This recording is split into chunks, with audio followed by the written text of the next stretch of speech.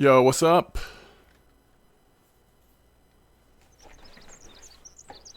Fisher 3000, welcome to the stream. Dang Trang, you were first.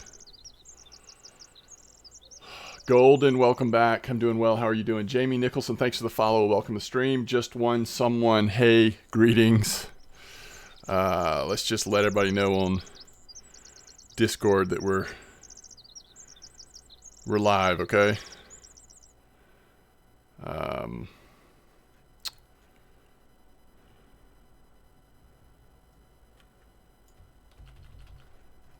What time of day is it? 20? Okay.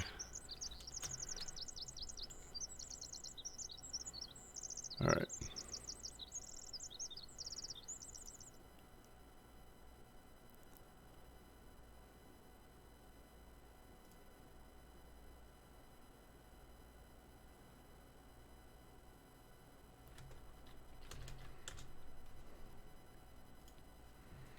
How's everybody doing?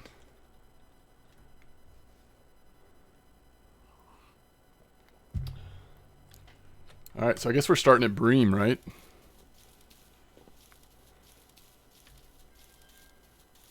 What's up, Stan? Welcome back.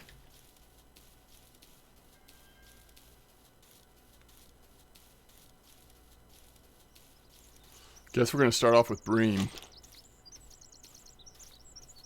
And then we'll switch to Carp at Oldberg. And then I don't know what we'll do after that. I'm hoping somebody's going to come in here and say, hey, yo, great spot at Amber. You should try it out. Is this where we want to fish from? Nah, it's a little further down.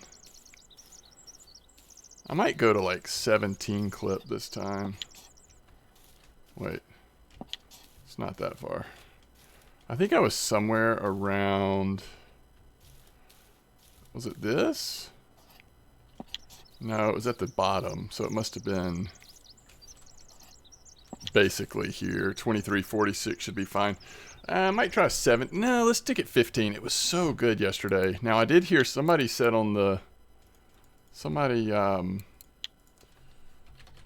told me that it's not as good. Like it's not consistent. Some nights it's better than others. So we'll see if that's the case for us. Oh, is that right? Is that right, Stan? 124.66. I don't know where that is. I can't remember. 124. Is that over at the rocks? 124 sounds like it might be at the rocks.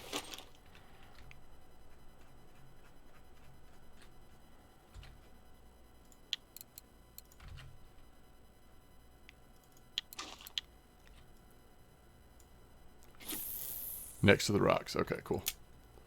How's Peg 1? Have you tried Peg 1? I feel like a lot of people have been fishing Peg 1 lately. Is that not still a thing?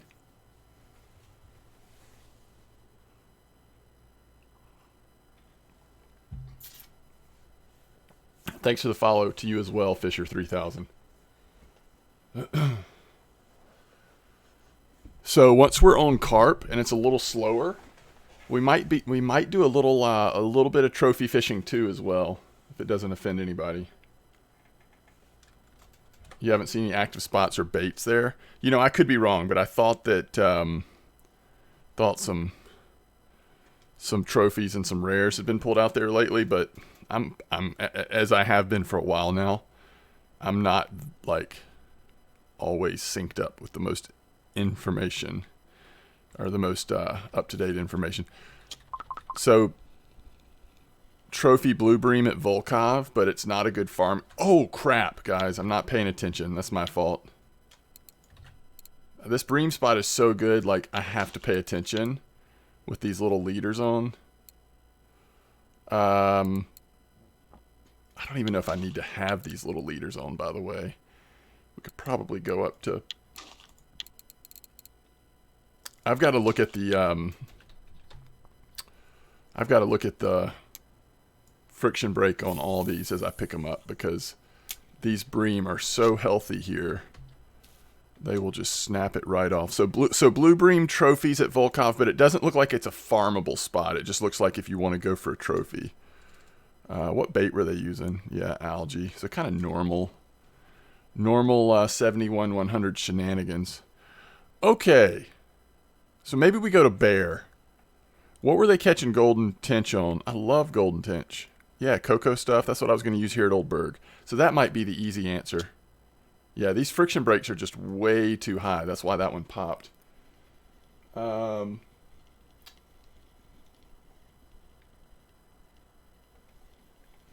BB, welcome. How you doing? Greetings. Yeah, that was a sad rip. That's a hard way to start our bream fishing. I just wasn't expecting it, and I had no idea that the friction brake would be up that high. Have y'all checked out any of my videos on this Trophy Fishing 2 game on Steam? Or have you seen Mista playing it? Mista's been playing it a heck of a lot on YouTube. I don't know what it is. Like, every time I sit down and play that game, I like it more and more. But you have to think of it almost like you're just playing it for the systems and the variety of fishing locations and variety of fish. You're not playing it for graphics or fish mechanics. If those are the most important things to you, Trophy Fishing 2, not for you. But it kind of reminds me of a little bit dumbed down version of Russian Fishing 3. So anyway, once we get into a slower spot, like where it's, we're kind of waiting for longer, I might pull that up and at least play it off and on while we're waiting on bites for carp or whatever. It's just been a really fun, chill time.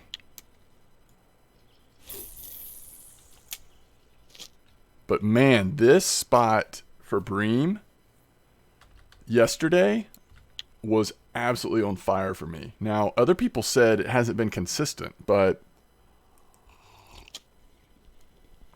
if it's anything like it was for me yesterday, it was killer. So good. Awfulizer, welcome back. How you doing? Maybe the graphics will get better with next updates. I don't think so. I almost wish that they would. So have y'all ever seen Russian Fishing 3 being played? The downside of Russian Fishing 3 is it's not translated to English. But it's basically like what they did for Russian Fishing 3 was take these beautiful photographs of different locations, and then there's just minimal UI that you're interacting with to sort of, by the way, this is a nice bream. Just minimal UI that you're interacting with to simulate the act of fishing. I almost wish that Trophy Fishing 2 would lean more in that direction. Like, make the graphics better in the sense of, move to, ultra realistic photos. And so, that would make it look better and more appealing when you first log in or when you first look at what the graphics actually look like. Because in a game like that, it's not about the fishing mechanics. It's just about the systems, figuring out different spots, baits, how to target certain fish. And they're able to put a huge variety of fishing because they're not dealing with the same, requirements that it takes for a game like this. When RF4 wants to add, new fish species, that's a big deal. But in a game like that where the graphics are kind of minimal, it just allows for so much more variety and stuff. But yeah, we'll see. I don't know. It's not going to be for everyone for sure. And I might get tired of it really quick too. I don't know. I've only been playing it for 3 days. I am General Ninja. Thank you for the follow. Welcome to the stream. So we'll see. I just don't know. Let's throw some light down on this situation. It's getting a little dark up in here in Old Berg. But I'm just a believer in this bream spot. I mean, maybe it's not consistent. Maybe people are right. But this is my second time in a row. And it is just banging once again. The thing about it is the average size. You're just not getting all the little stuff that you often get on some bream spots. You're just hitting at least 1 kilo after another. RF3 looks like something straight out of the 2000s. Yeah. Well, and yeah. I mean, again, all they did with RF3 was get these beautiful photographs of different locations. And again, just like trophy fishing too, if you look at the amount of diversity there is and where you can fish in RF3, it's crazy. They have so many different locations because, you know, you're not dealing with all the graphics and as much art and all that. Programming's got to be easier. And it's just a simple interface on top of those, like, I think real photographs, basically.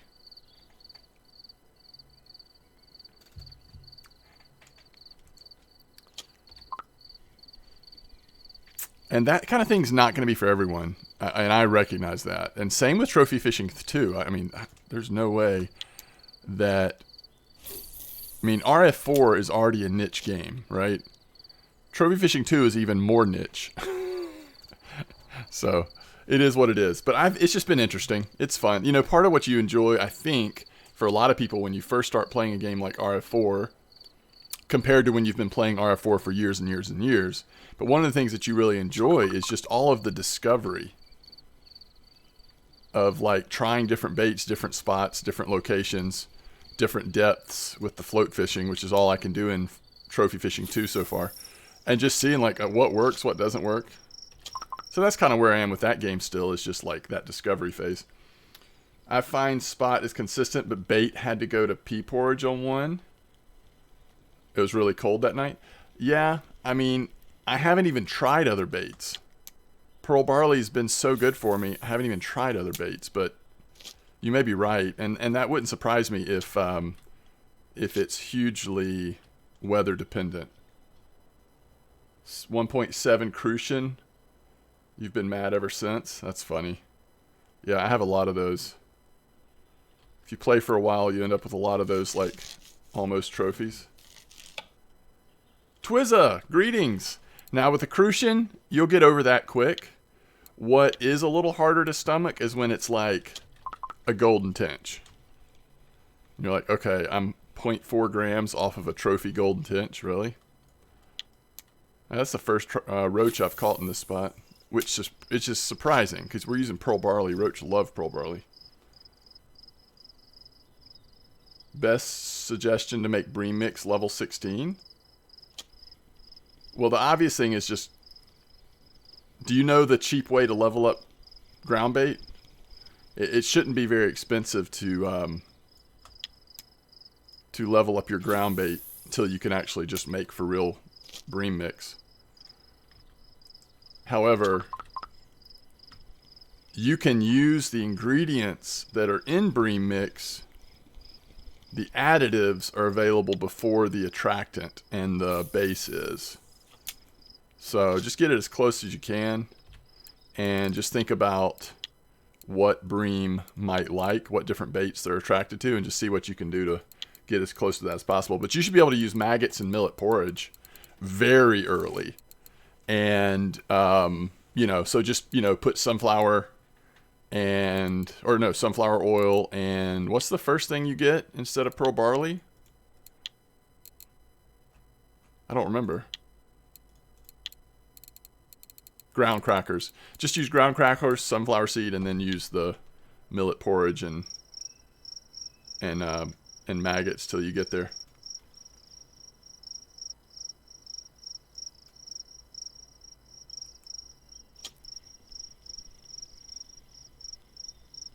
Yeah, but if you're able to make regular Bream mix works great.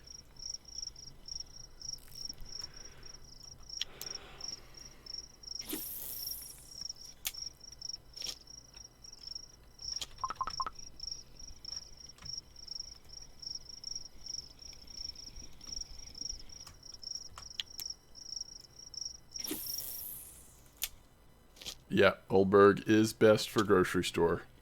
Not tackle, but it is best for grocery. That's right.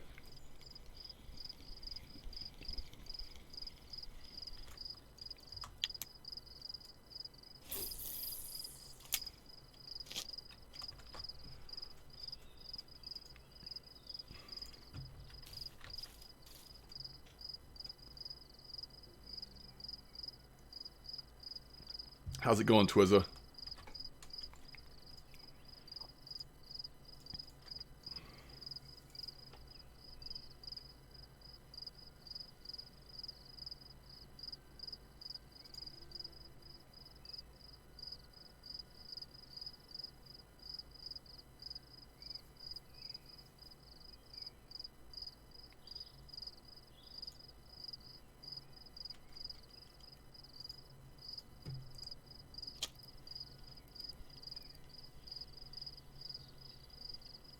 Level up bait harvesting, or what was I talking about before? Ground bait. I might have called ground bait harvesting before. But to level up bait harvesting, it's I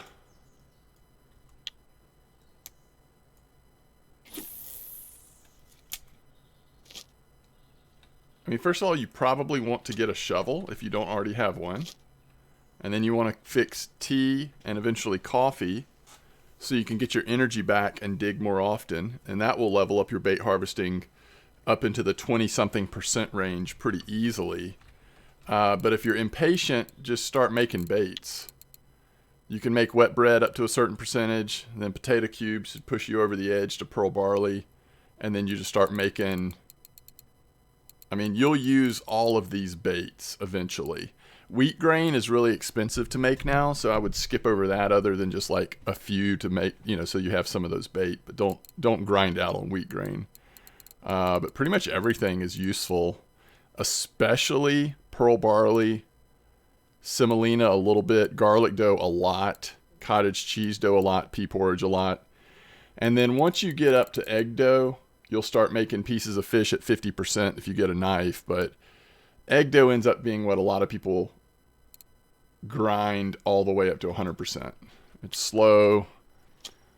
It helps if you have premium, but that's just kind of the way to do it.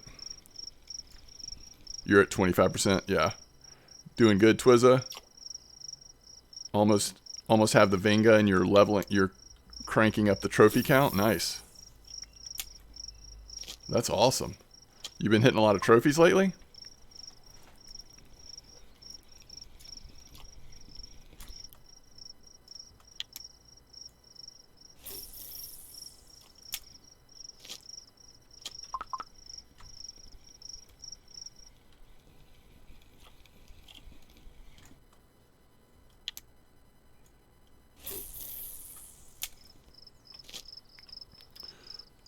Let's see if we can get our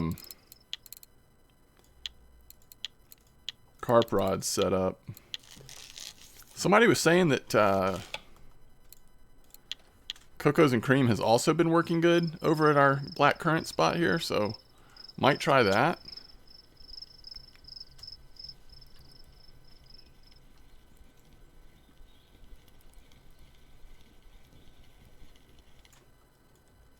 This is crazy.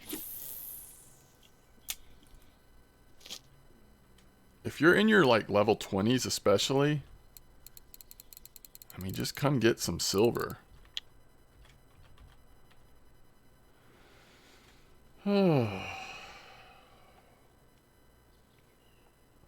What's up, Blue? Honestly, I've just been taking a break from RF4 for the most part, other than when I'm streaming or sometimes I'll make a video.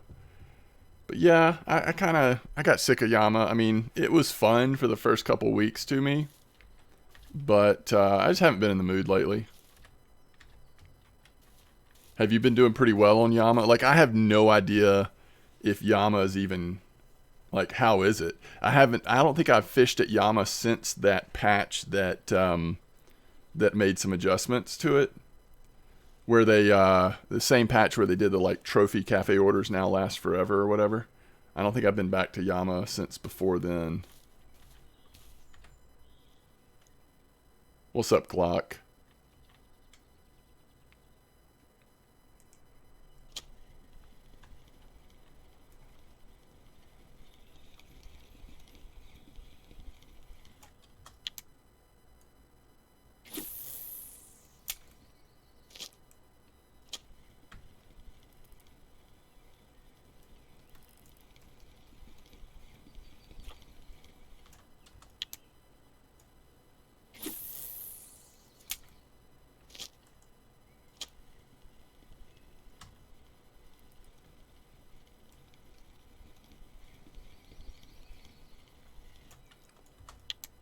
All right, let's look at our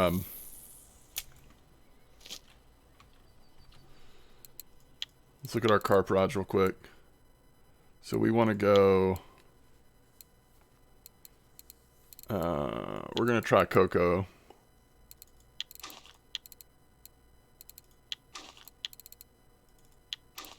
Just don't know if I have a, I might need to make one. This probably worked to start off with.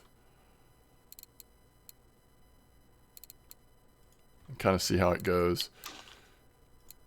And then same thing on this one.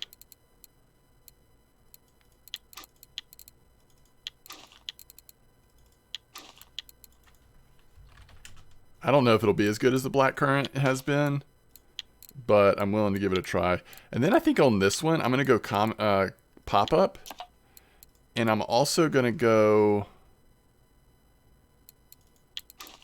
with a larger hook, like a large one hook instead of the 4s that we're using. And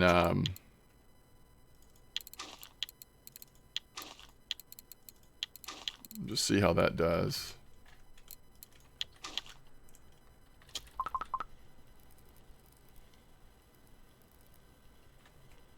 Since release, I've caught about 3,000 fish there and only 1 trophy chum. Oh, wow. I've only had 1 trophy chum too, but I've caught a lot less fish there than you have. You caught 30 at Old Berg, took the fish to Winding. 70 more Winding Fish Market, 127. Interesting. That's interesting, Awfulizer. Yeah, you'll get a little bit more at the higher level stuff. Just depends on if you're traveling there or not already. Still looking for a good spot for rare salmon. Gotcha. Yeah, I fish in real life a little bit here and there. You're at Tunguska. Nice, Glock. Look at this. 6, 12. Wait. 6, 12, 18, 23. What a good bream spot this has been for me. Oh my goodness. What's going on?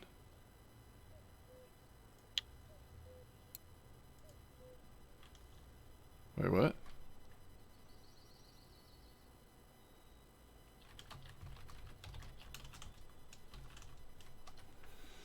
Where is this spot? It's here. It's down in C5. Yeah, Old Berg. What'd you catch, Glock? Is it on Discord?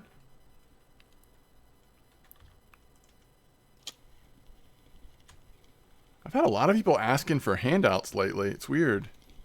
Considering I haven't been like streaming or making a ton of videos lately, as much as I normally am. I don't know why the handout requests are coming out so often.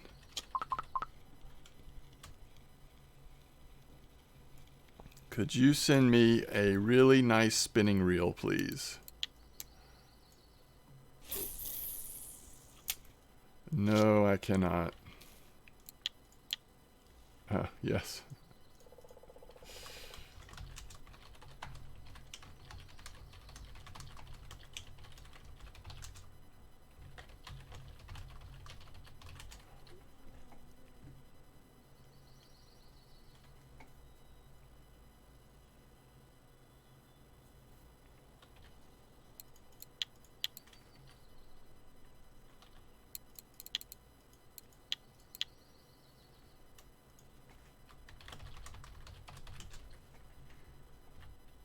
All right.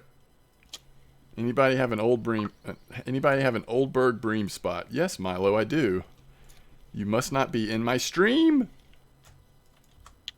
Oh, look at that! Somebody's in my chat channel, Dawgs chat channel, and someone else says, "Does anybody know an Old Berg bream spot?" Someone else says, "Check Grozy's YouTube," or Grozy, however you say his name. I mean, I like Grozy's YouTube channel too, but I mean, come on now.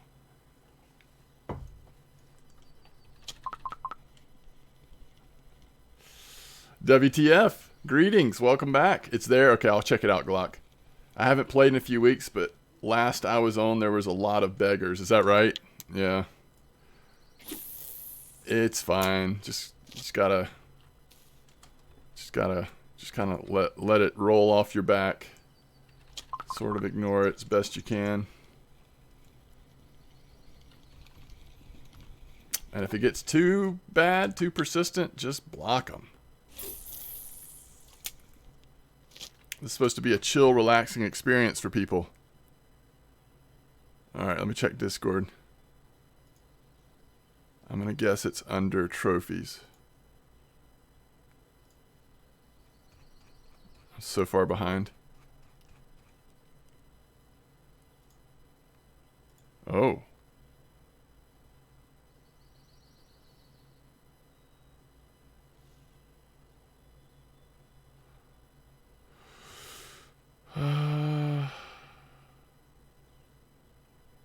Where is it, Glock? So Siberian Roach trophies have been coming out, huh? Why don't I see it, Glock? How far up do I need to go? Is it not on my Discord? Do I need to look at the RF4 Discord or something? I was on the 5 minutes ago? Oh, I see it now. Woo! Did you name it?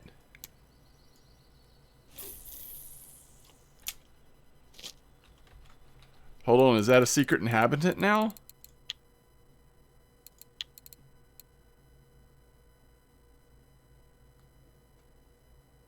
Oh, okay. You kept it. Good. I mean, that's what I would do too. That's awesome. So blue tag Arctic on a handmade balsa minnow. Nice. Has trolling been good in general lately, Block? Alright, we need to move. I mean, this spot is so good. I hate to do it, but I want to really see what this carp spot is like. And this is like the ideal time to have our carp rods in the water. 500 to 600 an hour. That's excellent.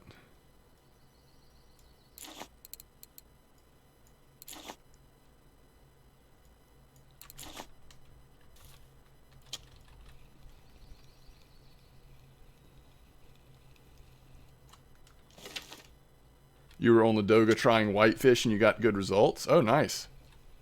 That's awesome, WTF.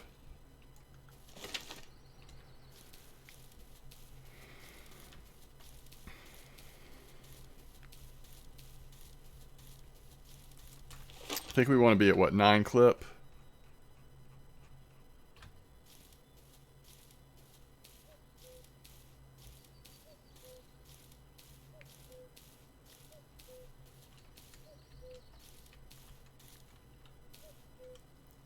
Alright, let's see if this works anywhere near as good as Blackcurrant did. We know Blackcurrant is killing it here with tench, common, and grass carp. Not trophy size, but we're not really going for trophies. Like, we've got little size 4 hooks. It's more about, like, bite rate. So we're going to use that same strategy, except we're subbing in cocos and cream stuff. And on the far right line, instead of hinge stiff, we have classic pop-up, and we've got regular large 1 hook on there. So the right line could get a little bit bigger fish, but I think the hinge stiff will be a little better bite rate. We'll see, though. No trophies, but good money.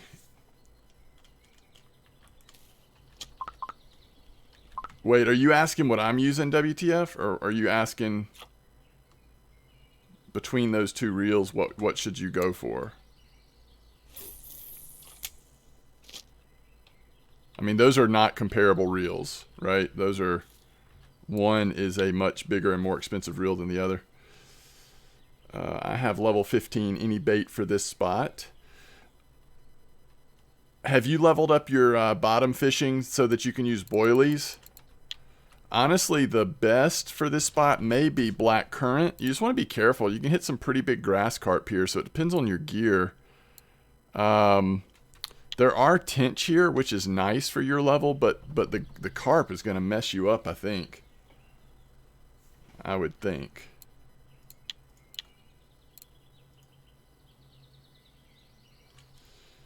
Oh, there's General Ninja in-game as well. Level 16, nice.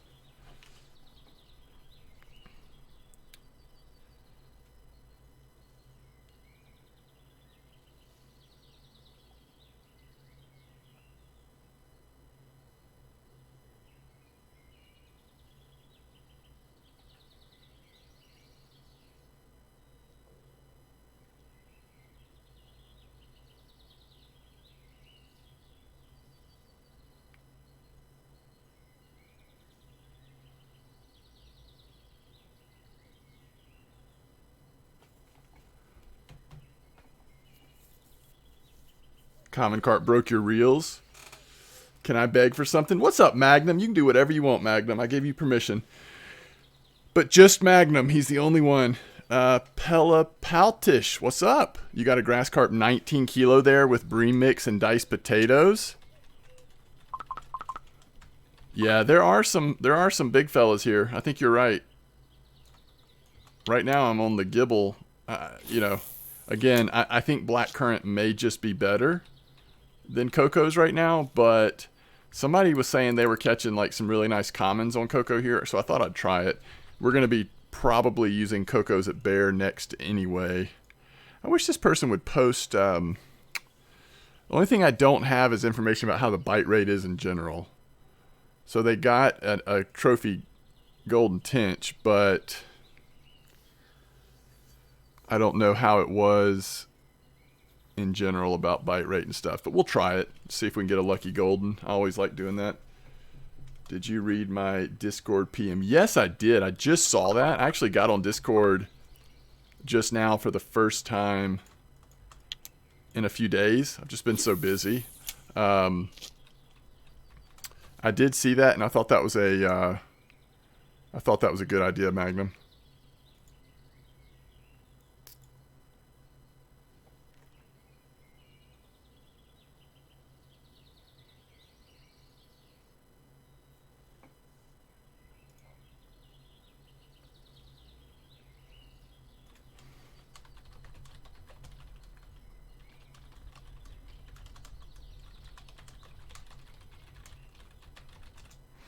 Honestly, Magnum, if I do that, what I would probably do is more of just like an update on that Carp 101 video I did last year. And I do think my approach to carp fishing has changed, at least in small ways, over the past year. And so I could probably do that. I just need to wait till I'm feeling inspired.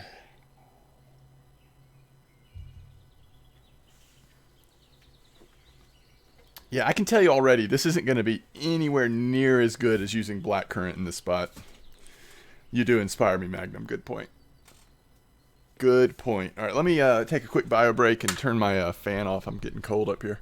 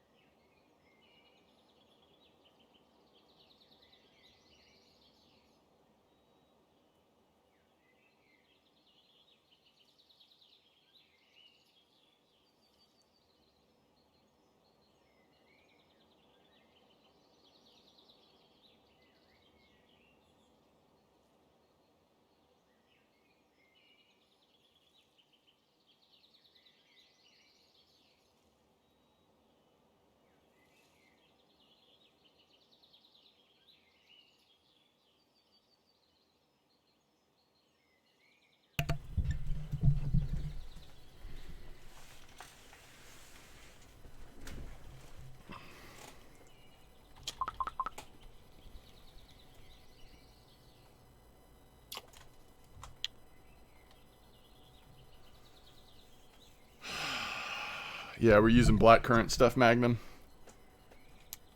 So far, I'm not catching anything on Coco like I normally would with blackcurrant. I think I need to switch off. Or just move to Bear. Let's see what the cafe orders look like before we decide.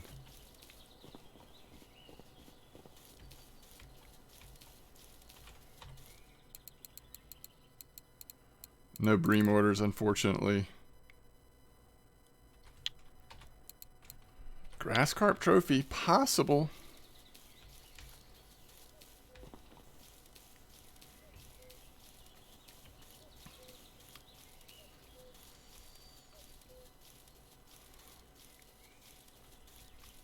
Let's see what this is. Yeah, it's not something small again. We're also not seeing the tench that we see come in on blackcurrant. So, all right, let's switch over. First of all, let's crush up some really small blackcurrant stuff. I guess we'll crush up the 12.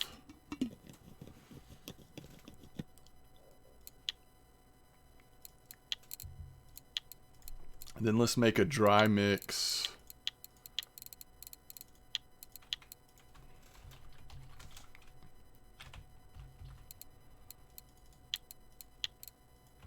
What do we want to be that last ingredient? My default would be like either cookies or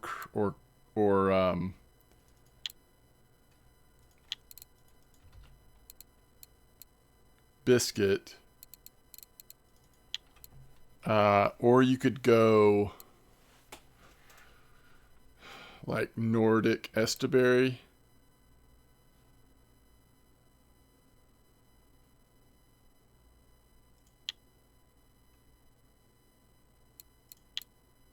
Or you could just make it like this. I'm going to try that. I'm going to try not overthinking it. The only difference is it'll have a little less, it'll only have 50 pieces.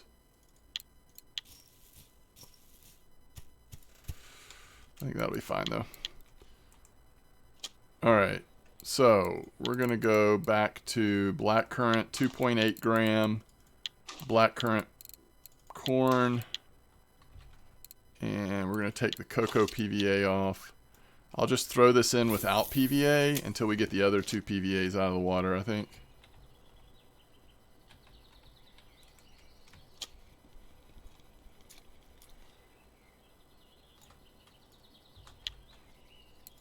Ooh, this cocoa and cream is bad.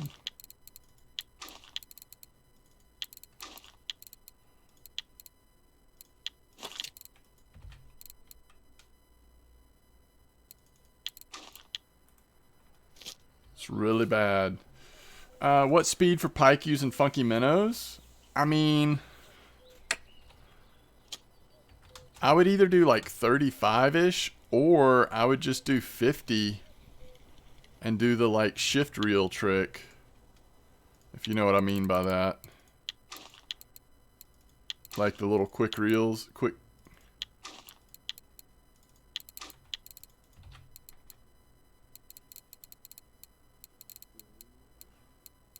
Are the pike still really good here at Berg?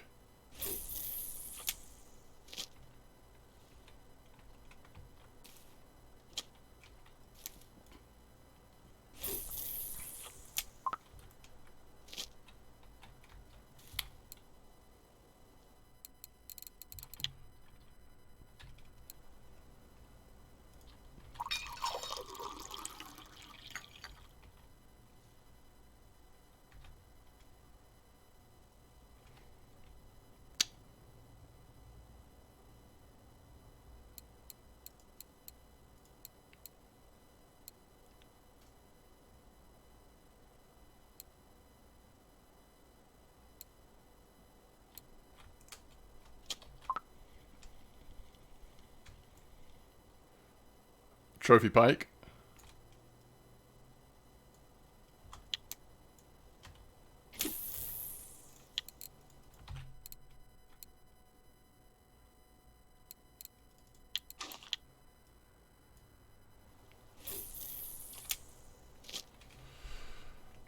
Absolute USA Red Starvis.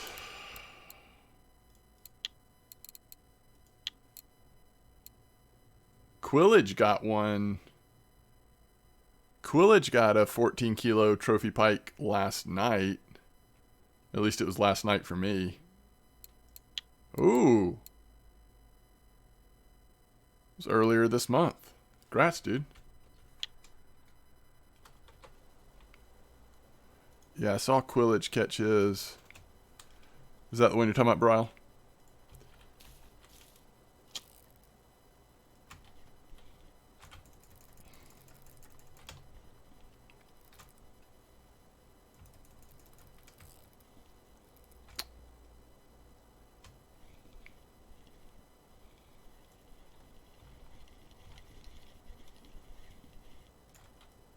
It's like a completely different spot when you're using black currant. All of a sudden we're on the fish again.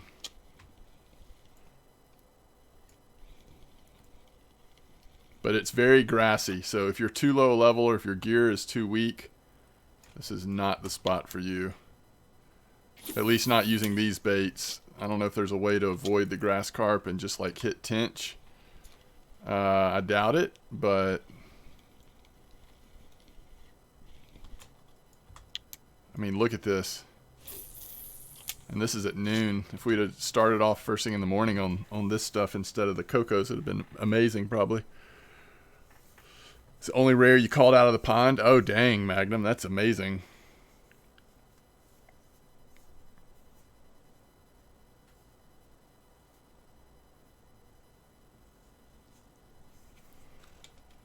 Three grass carp. Yeah. They are here.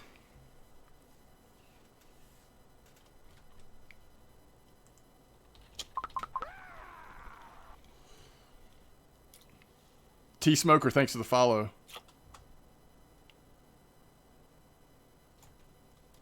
No, I'm not using Vingas. I'm using Megaras.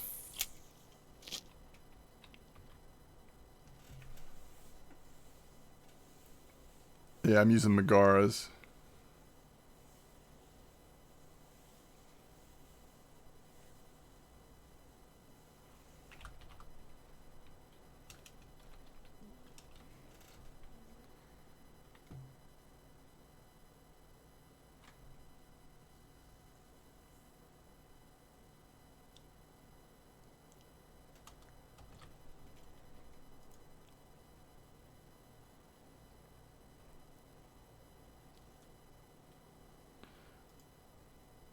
Somebody got a blue tag Dolly Varden using the Vico at Yamaha.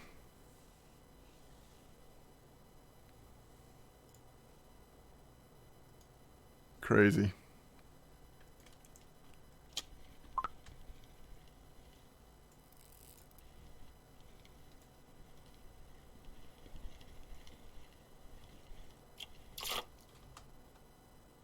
Lots of grass carp here.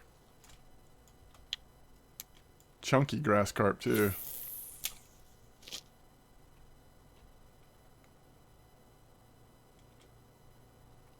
You haven't seen Megara? I bet my Megaras are starting to need some repair work. It's been a while. That's so cool. Somebody did like a common roach farm at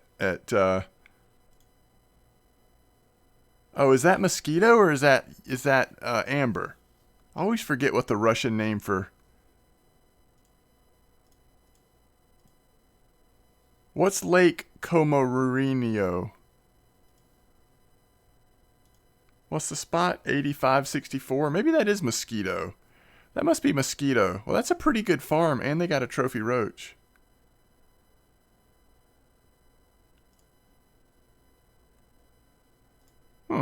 That's kind of cool.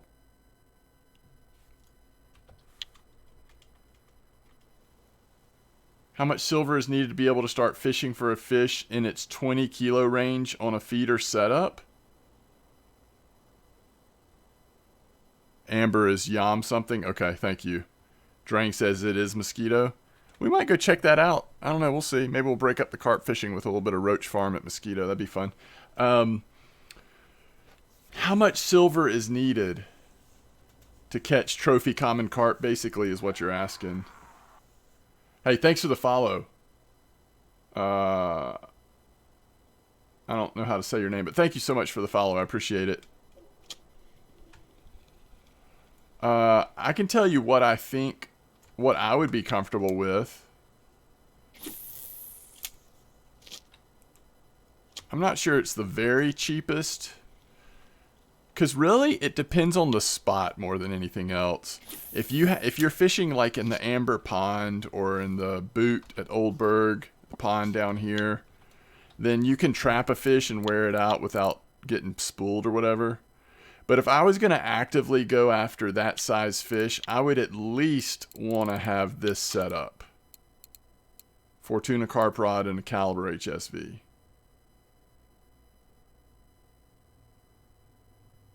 And Alpha is similar. Yeah. You could make it work on an Alpha too. I would prefer going Caliber HSV if you know you're going to be targeting carp, but Alpha is very similar. Yeah, you did it in the pond. Yeah, that's the thing. You don't want to go like at Amber, it's just too big. The big lake is just too big. If you're trying to hit trophies at Amber and you don't have the gear for it, you'll end up getting spooled in the big lake. But you can fish out of the pond much easily. How much is that rod? I don't know. 1,500? I'm just guessing though. I'm not sure. You caught a 100-kilo catfish on an Alpha Magnum? Yikes. 1,700. Thanks, Jeff. How you doing, Jeff? Good to see you.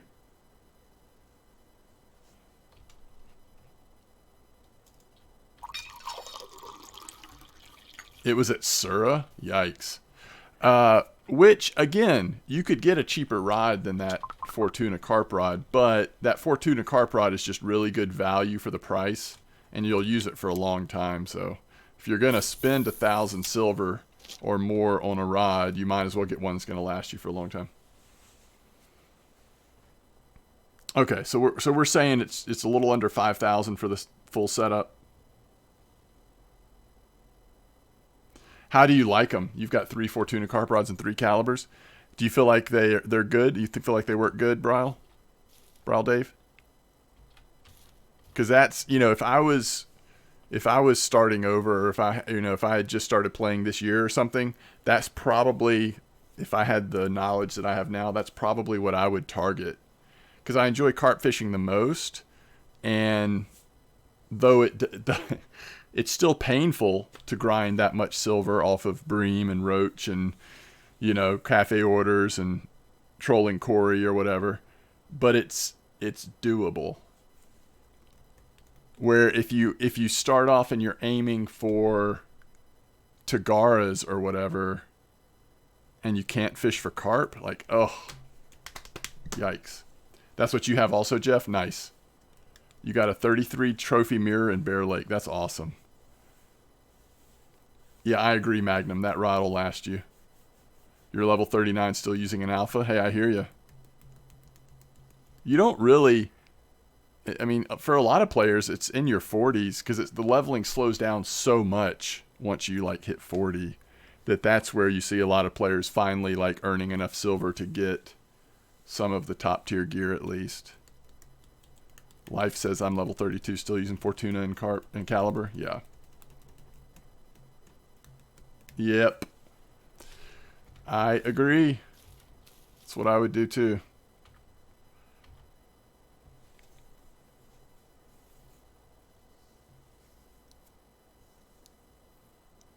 Because you can get some pretty cheap spinning setups to troll Corey or go for grayling and stuff at Belaya. And then hit Bream, Tench, cafe orders. You can get there. You also bought Model 1s and just swapped. So are you talking about for spinning, Life? Is that what you use your calibers to spin fish with Model 1s? That's great. That's really, yeah, that's smart.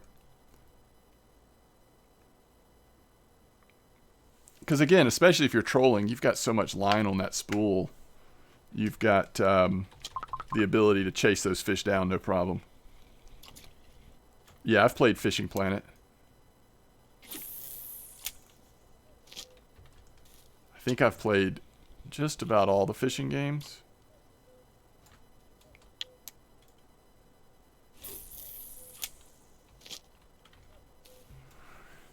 And this one is my favorite. Although the one that I'm into right now, in this very moment, is a very simplistic, graphically at least, fishing game called Trophy Fishing 2. When I first, let's see, that's what I've been doing to earn so far. I'm up to 5K, almost level 22. That's great, Mr. Crow. Yeah, I think you're on the right path then. When I first started, I thought I needed to be a jack of all trades.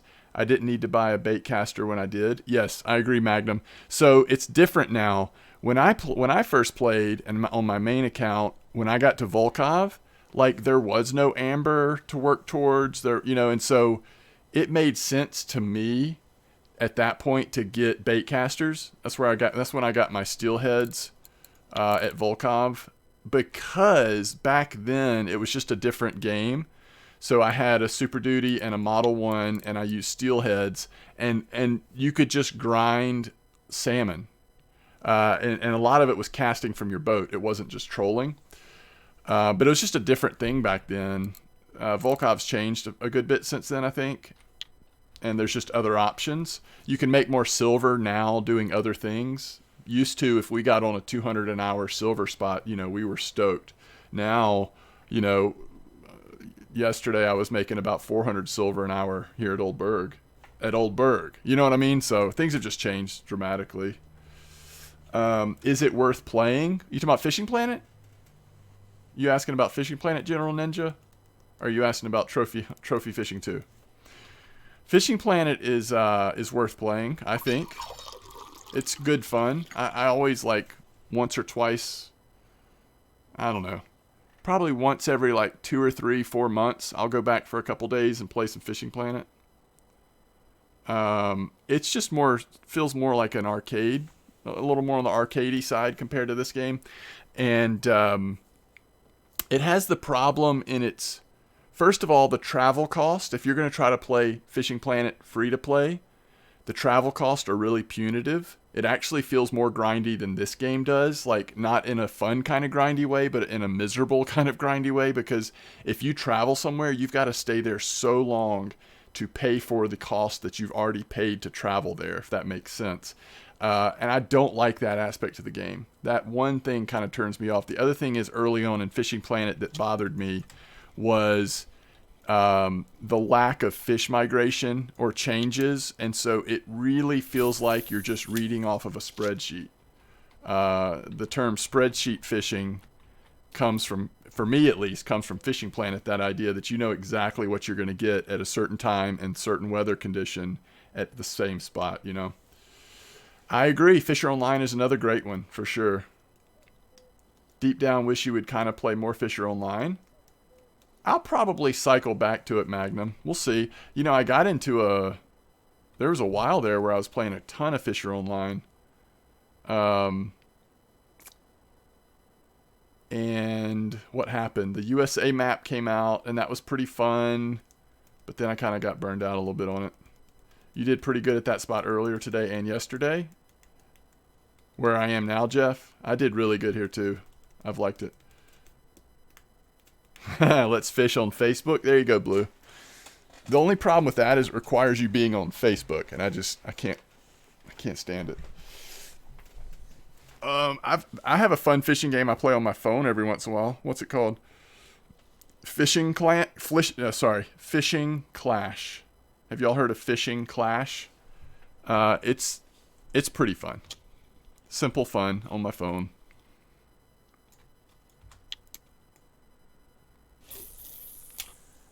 Okay, so that's 2 votes for 124.66 at Amber. Maybe that's the spot to go to, huh? Is that the best Amber spot right now? Let me see if I can find something on Fishing Clash to show you what it looks like.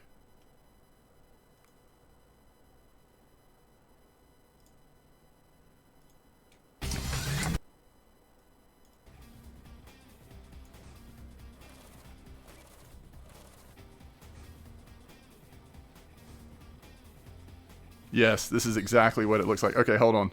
So here's the deal with this game. Have y'all seen this before? Okay, these are actually lures. So you have to collect lures. It's like any mobile game. You do things, you do objectives, you get packs. In the packs are these lures. You level up your lures, and then you're able to catch larger of those types of fish. Every once in a while, your lure might catch a different type of fish, but you're trying to target that fish. So the cards represent lures, basically, if that makes sense. I found it's a pretty easy game to play free to play as long as you're not expecting to enter into like a tournament and win against someone who's like a whale that spends real money on it. But it's pretty fun. I think it's fun. It's just good fun on your phone if you're bored somewhere or something. I don't know. You're playing it, Twizza? Nice. You have that on your tablet? Nice, Magnum. Don't y'all think it's pretty decent? Like, it's got enough going on that it at least keeps you somewhat engaged. It's pretty cool for a mobile game.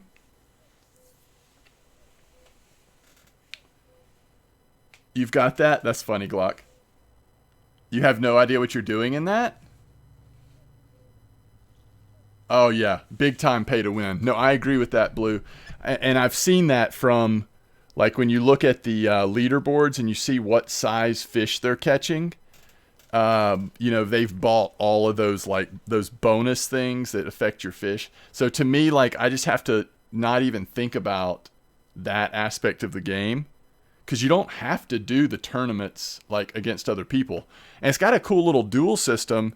And at least so far, when I hit duel, it matches me up against somebody else that feels like they're at about the same. Like, our score at the end of the duel is about the same. Like, it's close. I'm winning some of them. I'm not winning some. It's pretty cool. Holy cow, Twizza. Oh, you're way ahead of where I am. I've only played, like, the last week or so. It makes you mad? Yeah. I try not to pay attention to that stuff, but I get that. I would imagine the farther you get, the more you see how pay to win it is. So I may just still be in the like early. I think I've only got 4 or 5 places unlocked that I can fish. And I'm just still like, you know, I'll hit an achievement or something, get a free pack. I'm like, yeah, what lure is going to be in this one? That's smart, Jeff. I like that. Yeah, I read at night. I read a lot, but I read at night. I don't play mobile games like when I'm getting ready for bed or whatever. That's my reading time. But I don't read during the middle of the day very much. So if I'm like, you know, sitting at the whatever, at a doctor's appointment or I don't know. I'm not going to like get out a book and read at that point. I've never heard of Boxing Star. That's interesting. Yeah, I don't mind my personal take. And now I don't play many mobile games. I typically don't like mobile games. But my personal take is I just understand that all at least free to play mobile games are going to be pay to win. But my thing is, as long as they have a track where I can just enjoy it without doing that, I'm okay with it. If they're not constantly hitting me in the face, popping things up, trying to make me buy something, then I'm okay with it. If they do that stuff, then I'm out. You know what I mean?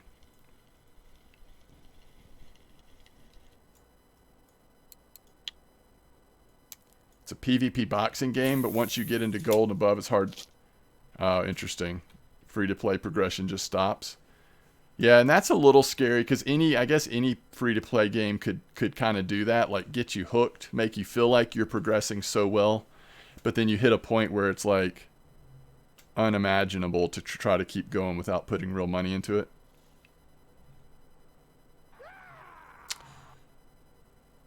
Cody Life, thanks for the follow. Yeah, you should totally do that, WTF, because it costs almost nothing in the grand scheme of things. Leveling up lure making to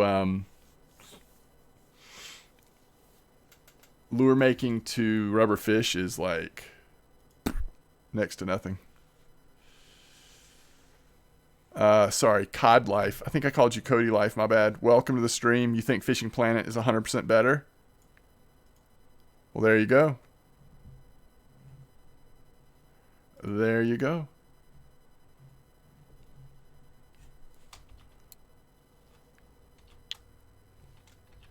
Better than everything. 100% better than everything. Whatever the best thing you can think of, life, Fishing Planet is actually 100% better than that.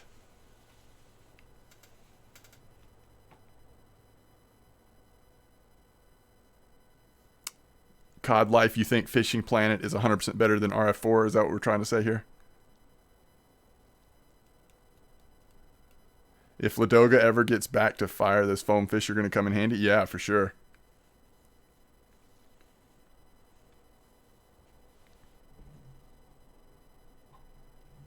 I haven't played that game. What game did you see Fish in the Sky? That's a new one. I guess maybe I should look up more.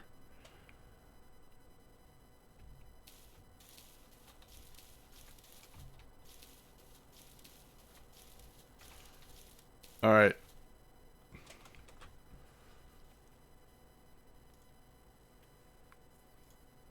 So they were using pearl barley for the Roach Farm, right? Let's go do a Roach Farm at, well, you know, if we're going to do Roach Farm at Mosquito next, we actually probably should stay here during the night. The roaches will be slow at night, so we'll start like 3 or 4 a.m. for Roach. Coordinates 8564, 15 meter clip. And we should probably do our, we should probably use picker rods for that, right?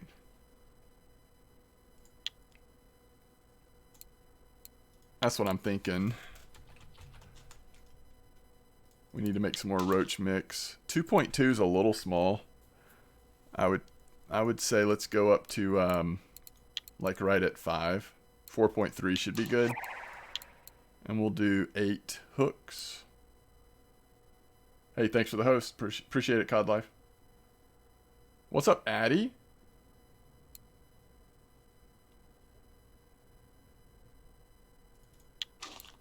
Pearl barley.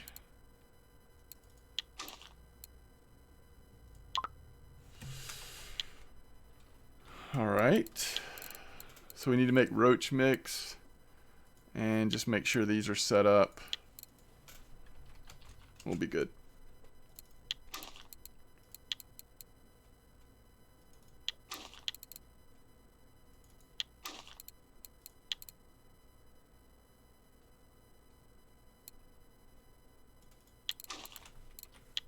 See how good this Roach Farm is.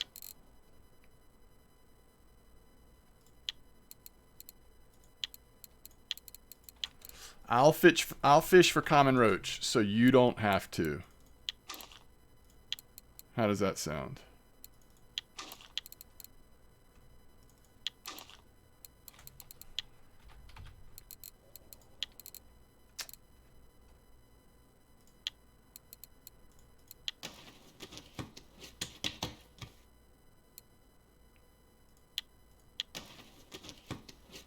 I'm glad there's choices too. That's a good point.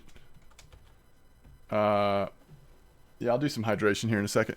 Did I change the channel pick? Yeah, Life. Let me see if I can give credit to who credit is due here.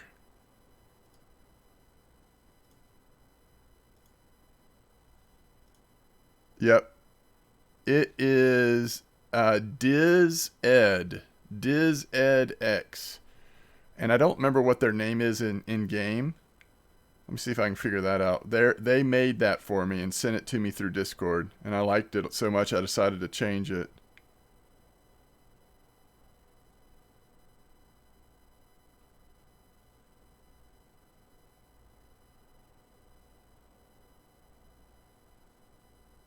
I think their name in game is Diz or something related to that too, right? But anyway, that's who made it. Our Twitch emblem. It's also the background on my Twitch channel now.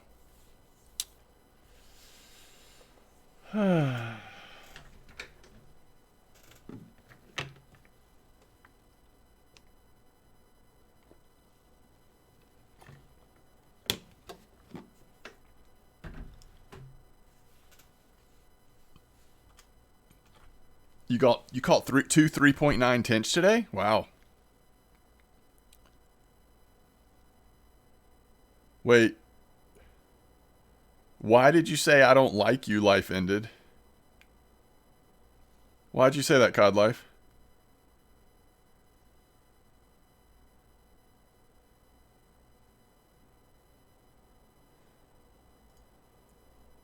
Is that right, Blue? I saw someone post something about Siberian Roach Trophy. Is that a pretty cool spot?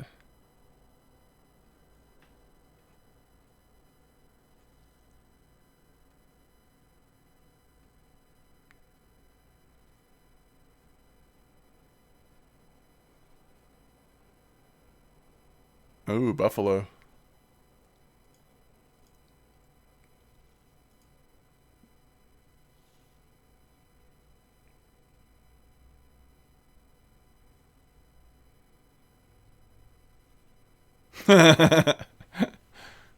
I'm definitely going to check it out, Magnum, but I'm not sure how much New World's going to grab me.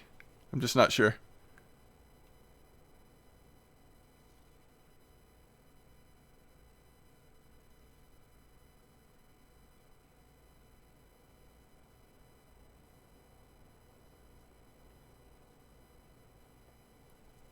Yeah, just don't get personal. I mean, I don't see where that comment would have even come from, COD Life, but I certainly don't want people attacking each other in chat. So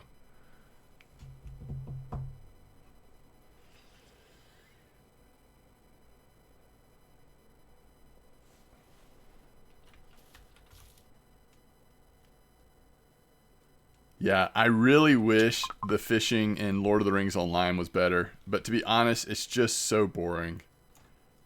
Like, I still do it some, but it's just so boring. They really didn't do much with it. There's not enough, like, I don't know. The best thing you can do with fishing in Lotro is there's certain trophy fish you can catch that you can take to the taxidermist to hang up in your housing. But there's, like Final Fantasy 14 is so much better fishing. I just, I get sick of Final Fantasy 14 in general, but yeah, the fishing there is so much better. How was it in Final Fantasy 11? Was it good there too, Life?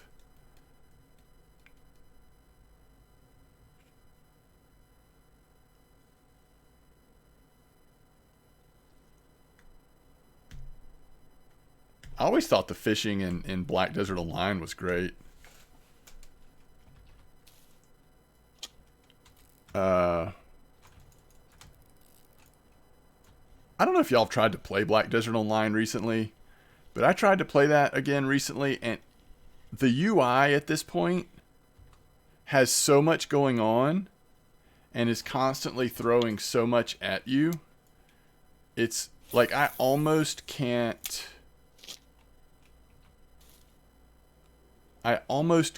get through the UI to play the game. It was best for its time. Back then the competition was like Bassmaster. That's true, Magnum. You can do the AFK fishing. It also is just, I don't know. I just like it. There's a lot of variety in it. You can make pretty good money doing it. But current BDO, like with all of their battle passes, and the UI to me has just gotten more and more complicated, and they've like geared it more and more towards consoles as well, I guess, but it's really off-putting to me.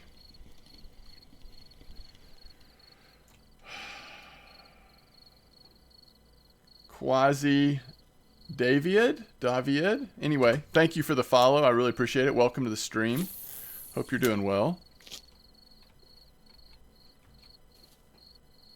You were just watching me on YouTube? Well, there you go. Thanks for the support on YouTube. I appreciate it.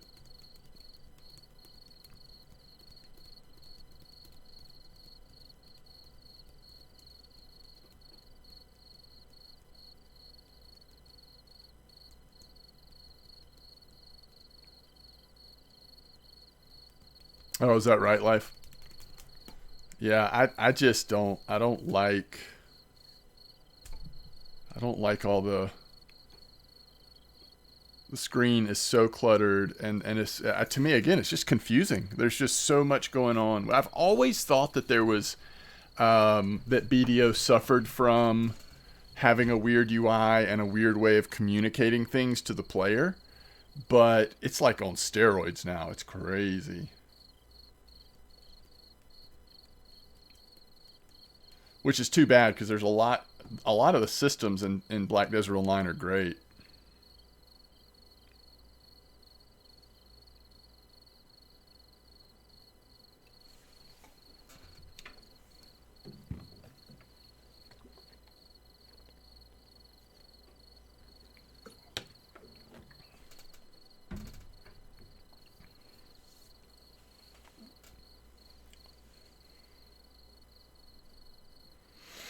I'd say this is a grass carp.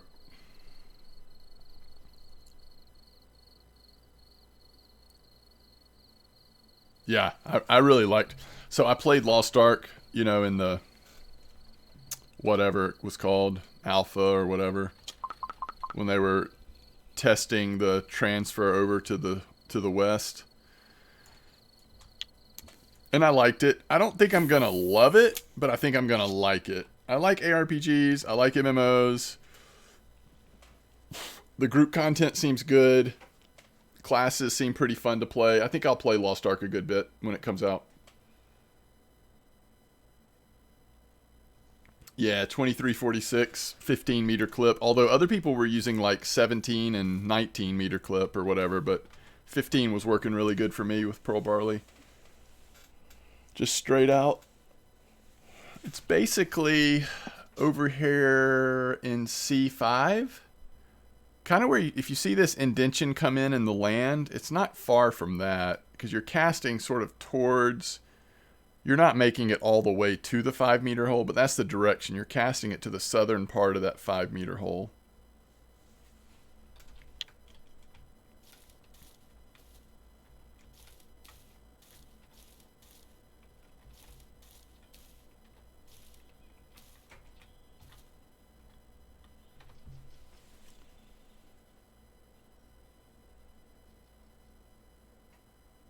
Yeah, I was using 15 Ninja. Yeah, I think that's what everybody's hoping, Magnum. I agree. It totally is pay to win in the East. But Eastern players expect that in their games, right? Like their whole mindset of how they approach those types of games are just completely different.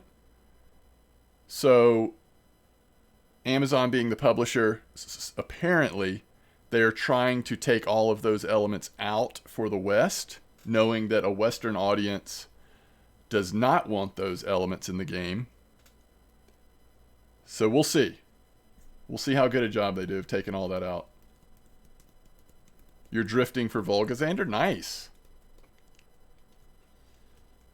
Between 15 and 20? Yeah, that sounds about right, Jeff.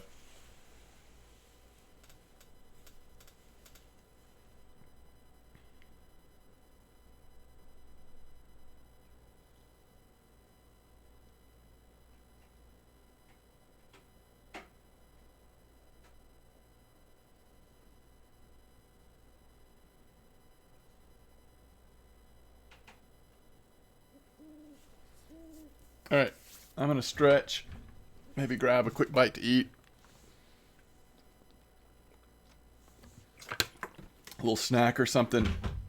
And then we're going to head to Mosquito, catch a few common roach, and then maybe we'll go to Bear and see if we can't find a golden tench. All right, I'll be back. Just give me a minute here.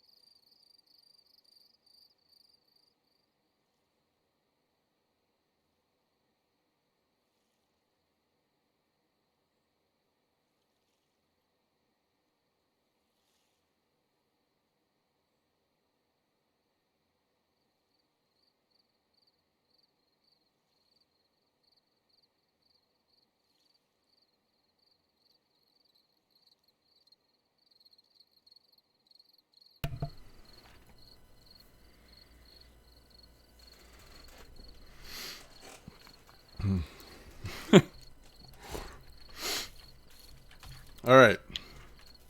It's almost 3. We've got no bites going, so let's just go ahead and let's bail on Old Berg.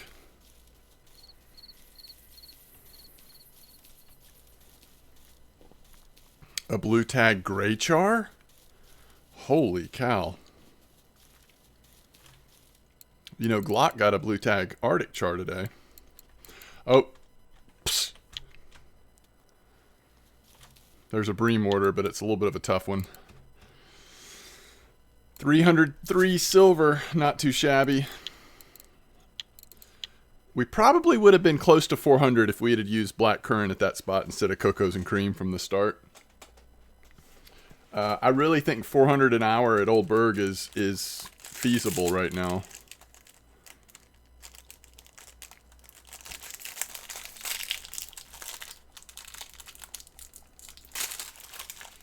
That is feasible. So where are we going? 85.64. It looks like it's just...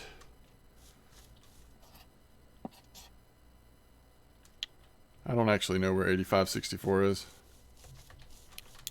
Why doesn't it give the... Oh, G7.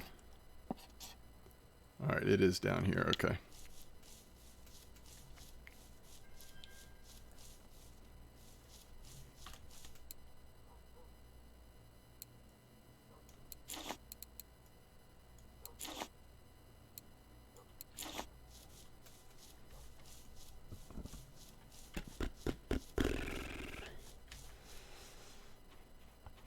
Carp are biting good by the island. Oh, really?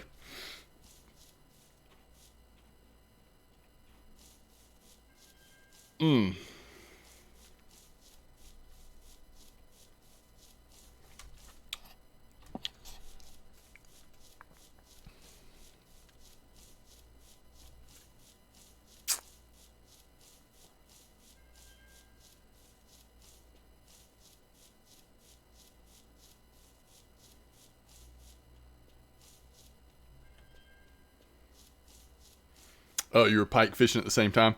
Yeah, that's a cool combination. Talking about making good silver. When you're on a good pike spot and can have a couple of... This is awkward.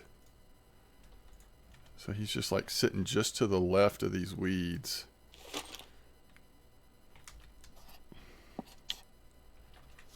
Kind of looks like he's casting... I guess straight over there at those weeds.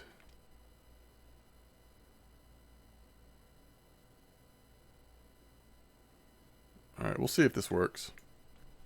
I did. Did you, Magnum?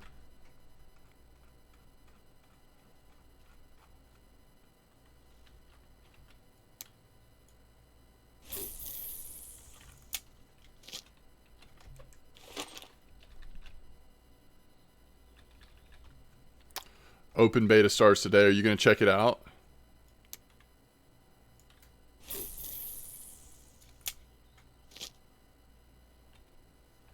It's, for me, it was some, like, nostalgia. It was cool to see, like, the improvement in graphics or whatever. But it still feels very dated to me. And in some games, I don't mind that. I'm not sure if I can handle it in Diablo. I don't know that... I may play through it one time, you know? Just for kicks, but I'm not sure that I'll be spending a ton of time in Diablo.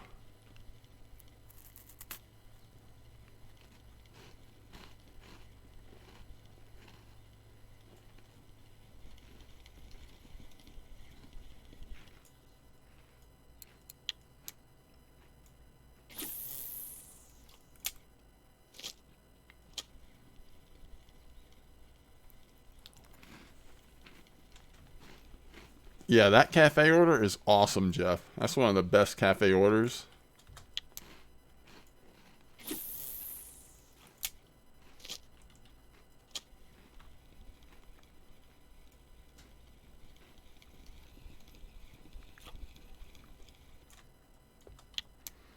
Yeah, I would say that Diablo 2 Remastered, or whatever they're calling it, is definitely just a reskin of an old game.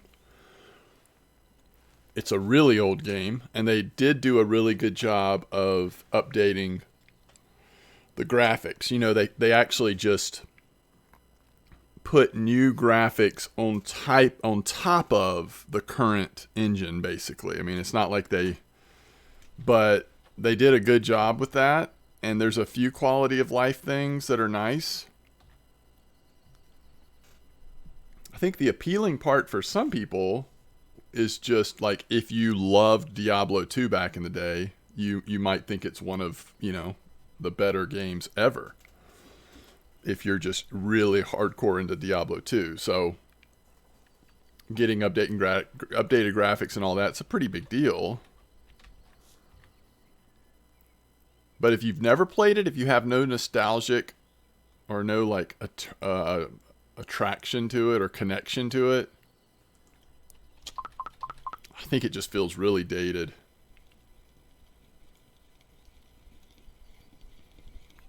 I don't see it appealing to new players that could care less about Diablo 2. Like, why would you play that if, you know what I mean? Like, if you don't have a connection to it already.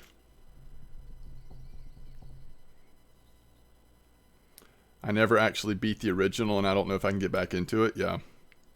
I played the mess out of Diablo 2, but only single player stuff. Like, I never did anything multiplayer wise or connecting with other people. I just played the mess out of it, and then I played the new classes when the expansion came out. And my favorite game of all time? Goodness, I have no idea. Oh, I don't know. I wouldn't even begin to know how to pick that. Yeah, me too, Jeff. Well, I played the second and third one. I don't remember if I actually ever played Warcraft 1, to be honest with you.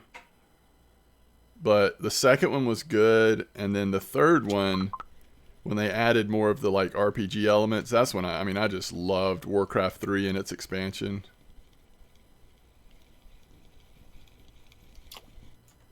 Yeah, I agree, Life. I think everything is up in the air right now, if you ask me. Like, nothing would surprise me.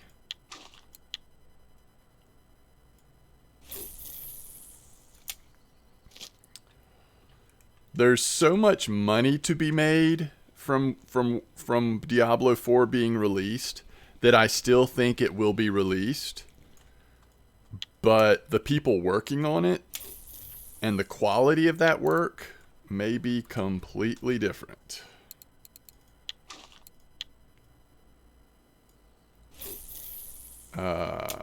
No amount of changeover or transition or whatever would surprise me at this point.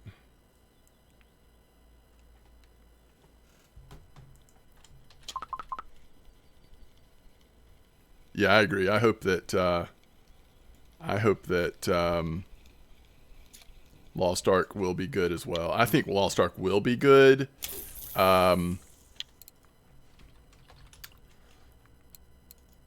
Just selfishly, I hope I can get into it, and really be excited about it. I'm not sure about that yet, but just technically speaking, I think it's going to be a really good game. It feels really good already. Warcraft 2 is your favorite? Yeah, that's cool. It's a real shame Blizzard was such a great developer. Yeah, well, they used to be. I'm not sure. It's been a while since I felt like they were a great developer. But yes, they certainly used to be. And I've always been hoping like that they would get better again. I was hoping that they would get better again. I was hoping that Diablo 4 would be really good. But I think everything's up in the air now. That's awesome, Jeff. Yeah, challenge. Those like LAN party type of situations back in the day, those are some good memories. Hey, thanks for the Prime sub, Ninja. I really appreciate it. Thank you so much for the support. Thank you and welcome.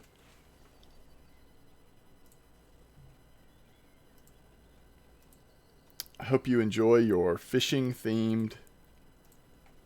Well, many of them are fishing themed, but again, thank you and welcome.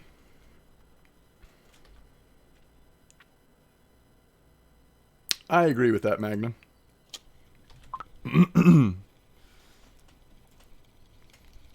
I don't think story's ever been WoW's strong point, but it has just gotten more and more ridiculous and less interesting.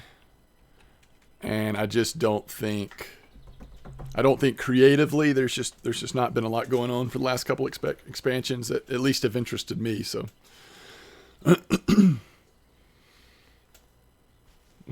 connect computers, exactly.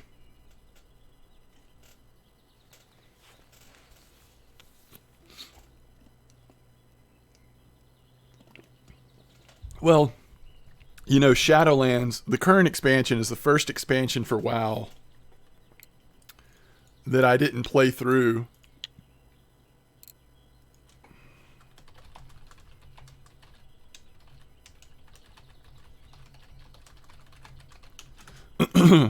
When it came out. And I've tried to play it. I've tried to play it a couple times. I've tried to go into Shadowlands and start playing it. It is so mind-numbingly easy and boring. I just can't do it. Like, I literally just can't bring myself to do it. And so this will be the first expansion since Burning Crusade that I haven't played through at least the leveling process and done a little bit of in-game for a month or two. You know, so it's the end of an era. It seems. You left 4 expansions ago? Probably a good choice.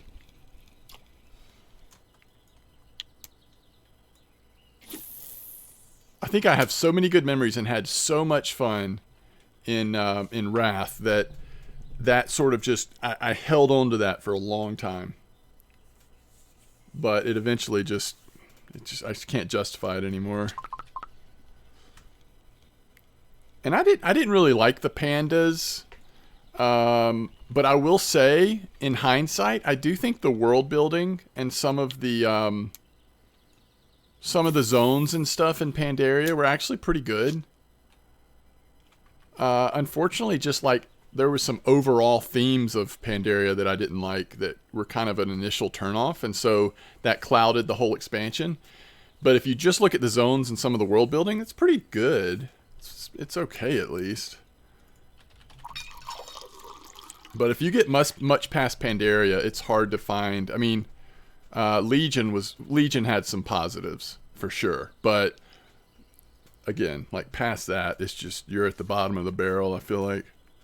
Absolutely, Mr. Crow. I agree with that. Ari, welcome. Were you asking for the Discord link? You have a lot of great memories? Yeah, exactly.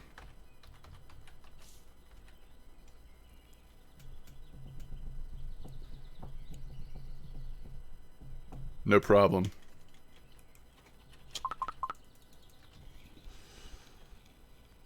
Wrath was a good expansion. Yes, I agree. I think Burning Crusade was good for its time too. And then Wrath was just like the sweet spot for me at least.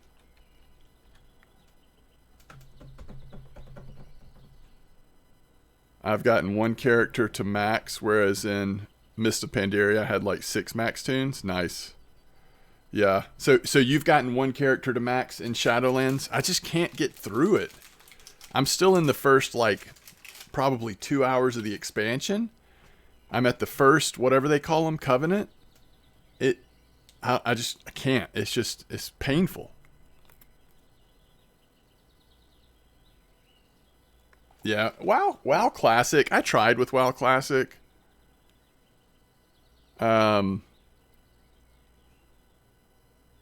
But it just didn't really do it for me. I don't really want to play... I don't know. It's weird. I think the hard part, and now I know they've moved it to Burning Crusade, but playing an old game like that, especially as an MMO,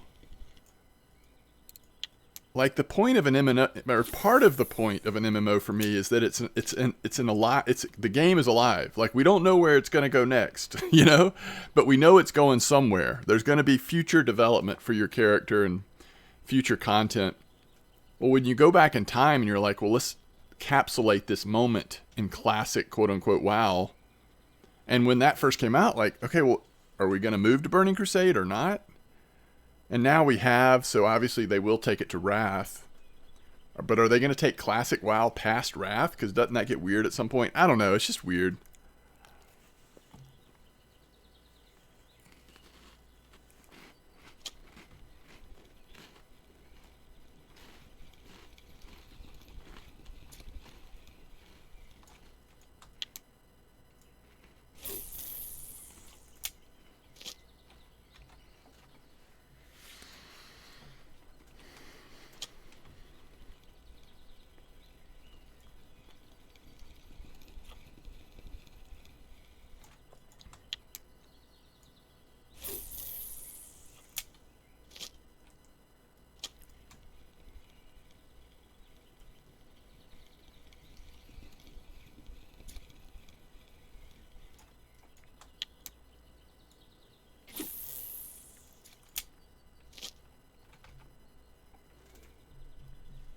Booty Bay on a PvP server. Yeah, that sounds terrible. It was very grindy back then. And yeah, getting ganked and stuff like that, no fun. I played on a Care Bear server mostly. Well, I mean, we did a little bit of both, but like my main was on a PvE server. Might have even been an RP PvE server, I can't remember.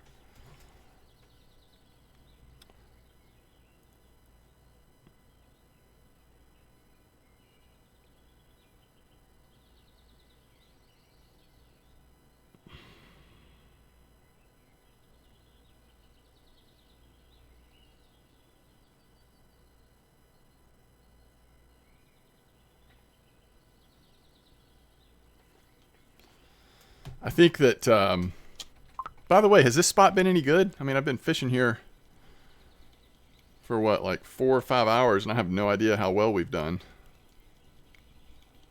I think we're catching fish. So, oh yeah, it's pretty good. Most of them markers. I mean, at this point, obviously, Blizzard, especially anything connected to World of Warcraft, I think, they pretty much are going to have to clean house. Leadership in particular. I mean, they've already done that to a large degree. A lot of leadership was already gone anyway. But, I mean, they're going to have to continue to clean house, I think. Bring in a lot of fresh faces. But I would be interested. There's the first one over a kilo, by the way. I would be interested if Blizzard could ever get their act together and hire some young, like, talent, new faces, but that are really talented programmers, writers, artists. I would be interested in them creating a completely new, almost like World of Warcraft 2. I mean, I've thought that for years, though. I've thought that so many of the problems with WoW have to do with how old it is, and you know, just it's just so convoluted. They've had to like ret so many different stories and stuff, and I think you get a new engine, you take 3 or 4 years and you just develop WoW 2, basically. To me, that's like what I would want them to do at this point. What do you think of Final Fantasy XIV, Jeff? I have one particular thing that holds me back from fully being at, well, there may be more than one thing, but there's one thing that always bugs me about Final Fantasy XIV, and it's probably something that's small. I don't think it would bother most people, but man, does it bother me. My friend back in the day would mind control people into the lava while trying to... Yeah, there's a lot of cruel stuff you could do back in the day. You were full PvP? Wow. Baron's chat. Yeah, I didn't start playing Horde characters until much later. I was full Alliance for the first, for a while. 52 gram Bream. Yeah, that might get you the record. It's pretty small. That's pretty small. All the Chuck Norris jokes? Yeah, I remember those. I remember those days. So far, it's okay. What class or job did you go with?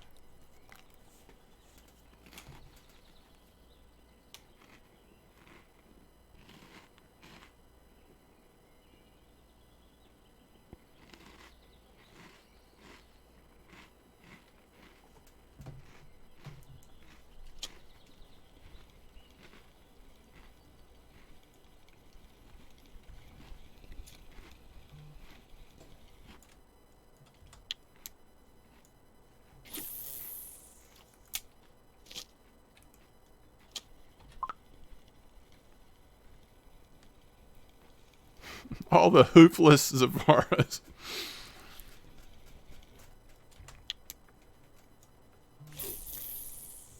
So on the Alliance side, the first quest that I remember really having a really bad drop rate was down in what's the name of the zone that Booty Bay is in? It's that huge zone where all the animals are.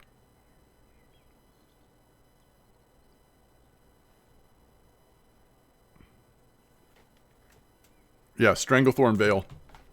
I felt like on Alliance side, if you leveled through Stranglethorn Vale, that's where you started to find some of the really bad drop rates. Before that, there were some that were a little iffy, but nothing like torturous until you got down there.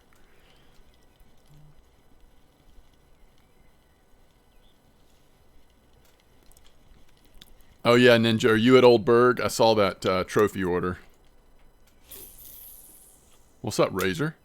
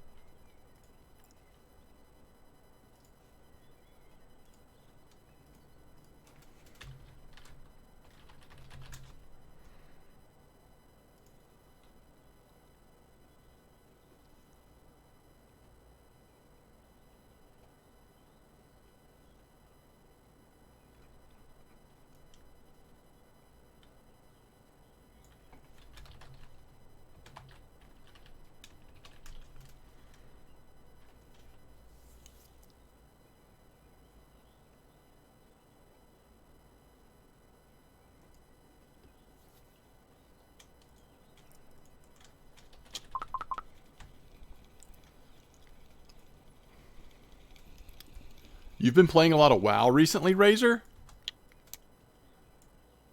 So you're the one. I'm just kidding. You playing Shadowlands? Where can I get Tinch? That spot I was fishing in Old Berg has some, but it's also got a lot of carp. Alright, I'm trying to find an example of the one thing that I don't think bothers most people, but is difficult for me with Final Fantasy.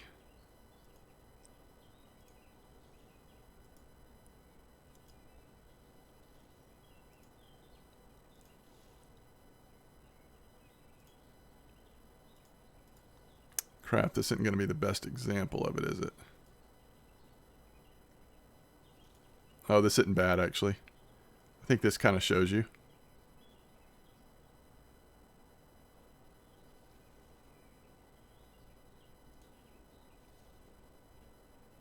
Okay, this is perfect. All right. I don't know why this bothers me so much.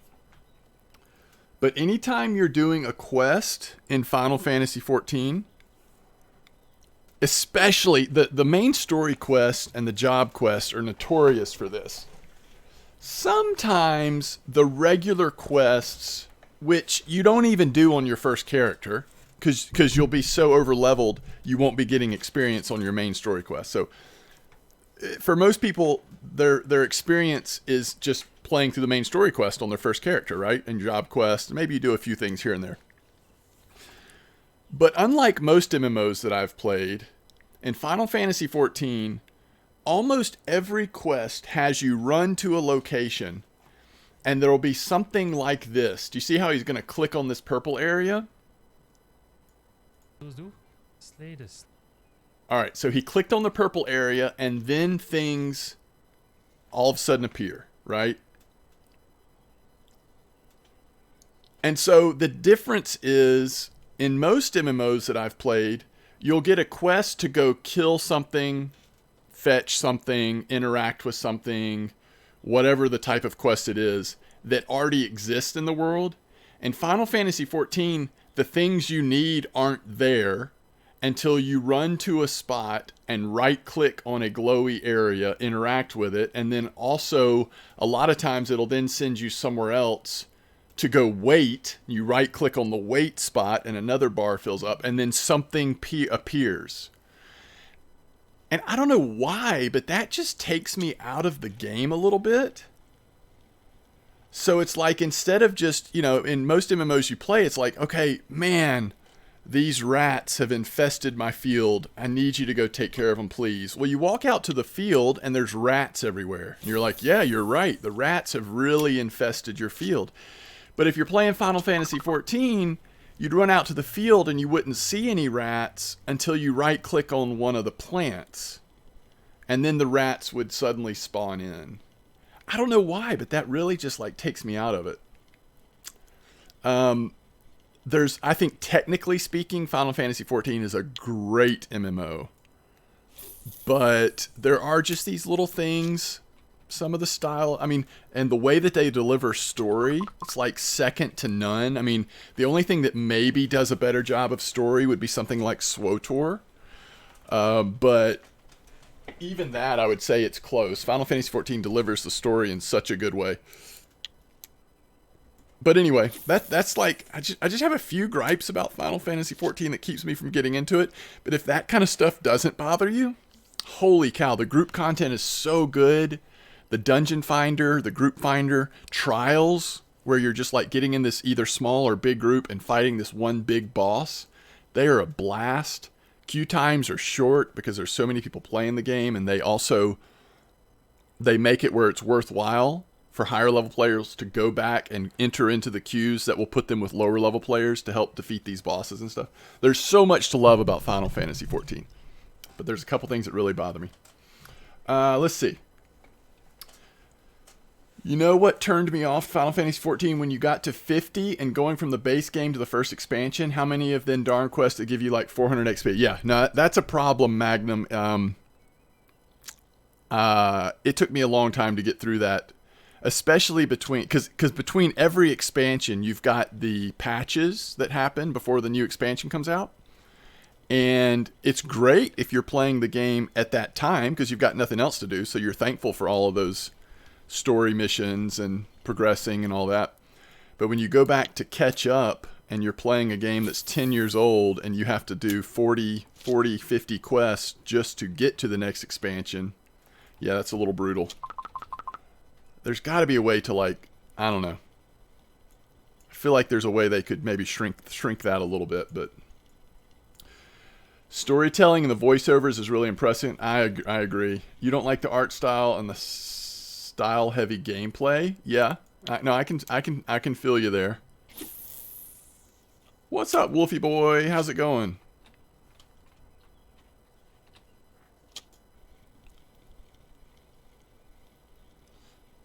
You've got 3,000 fish and 2 trophy chum. Grats, Blue. So you just got your second trophy chum after saying you only had 1? That's funny. Didn't they decrease the bite rate for chum though? Didn't they make it where that's not quite as dominant now? Your sister just went to college 3 days ago.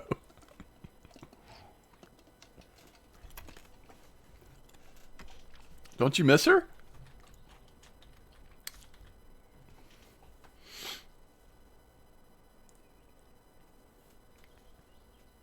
Kinda? Well, that's sweet.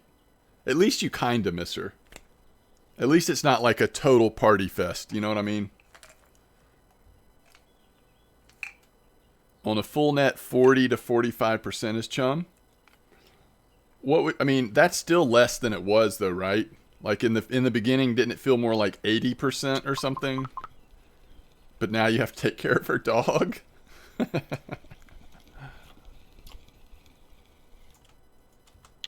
Yeah, I got kind of tired of looking at chum after a while, to be honest.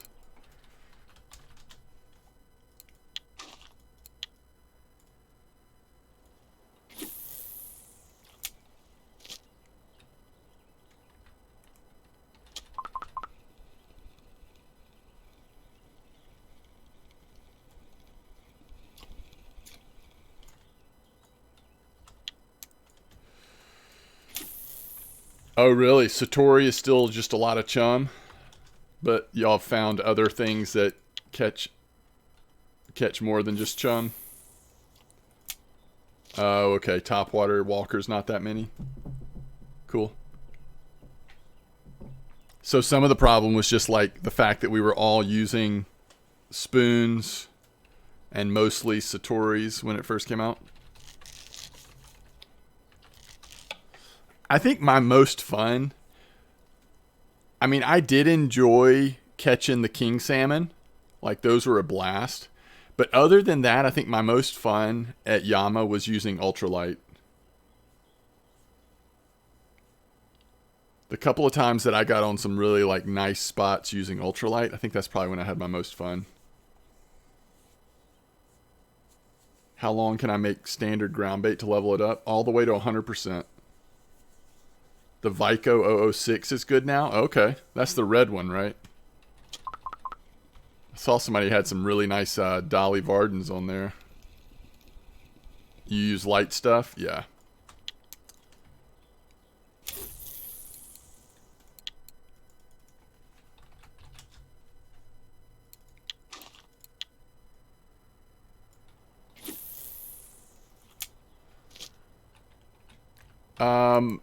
I don't know what you mean by standard ground bait, actually. But, so what you want to do to level this up, and there are guides out there, but at first you're just going to use ground crackers, and then eventually you're going to get to a point where you're going to use feed with whatever the most recent attractant is you've unlocked, and you're just going to make it like this. That's going to be the cheapest way to level it up. So whatever attractant is cheapest that you've just unlocked at the most recent level, with feed as your base. Once you get up to like 30, 35%, you'll do this all the way to 100%.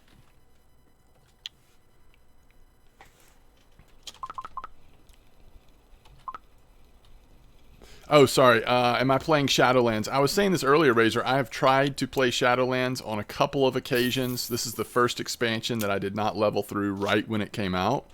And it just feels so mind-numbingly both easy and uninteresting that I've only gotten about 2 hours in and I haven't really been able to get past that. I don't know if, like, I don't know. I just haven't been able to do it.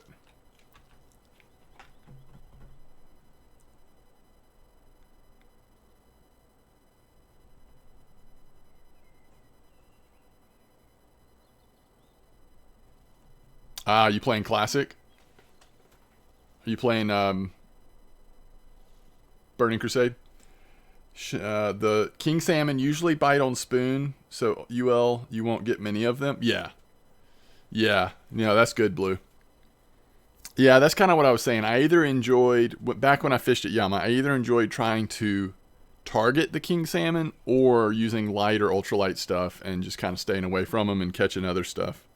Because it did feel like doing that, you had less chum if you're using either spinners or topwater stuff with lighter gear. It felt like you weren't just getting quite as much chum, which is what you're saying now, so I'm glad that's still the case.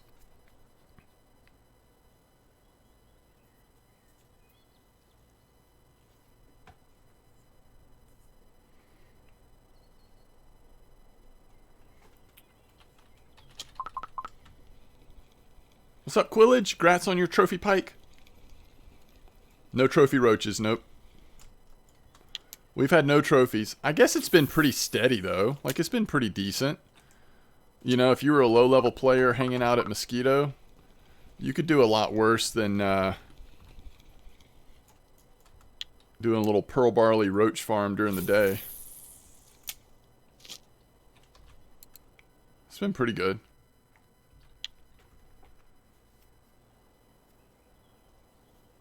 Alright, later, Blue. Thanks for hanging out.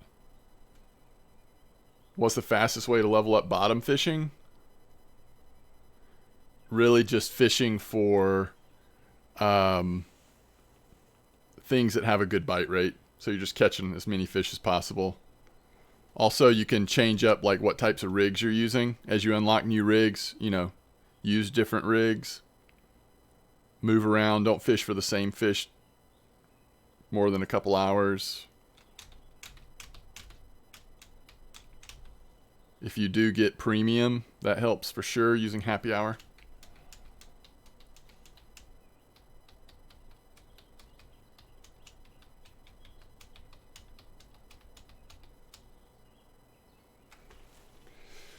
Oh, did Quillage catch that trophy pike while I was making a video? I forgot that that happened.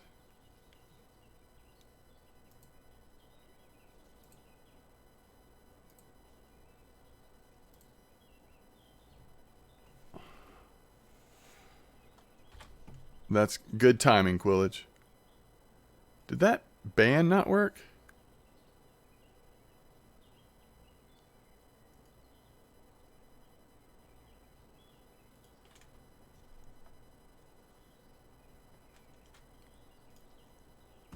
Okay.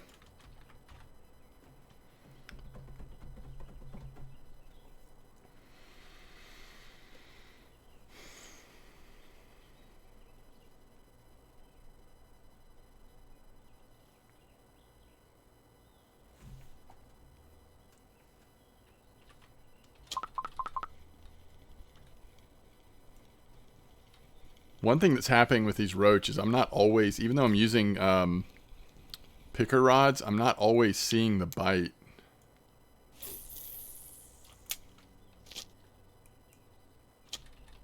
Sometimes they're just sitting there.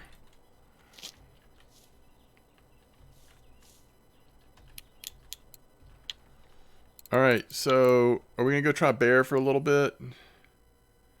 See if we can get a lucky tench. That means we're going back to Cocos and Cream, right?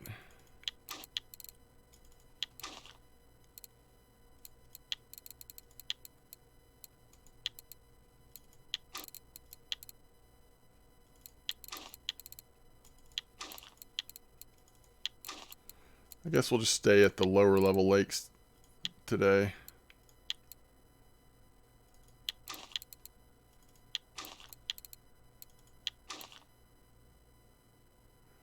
I do not have any news on fly fishing. I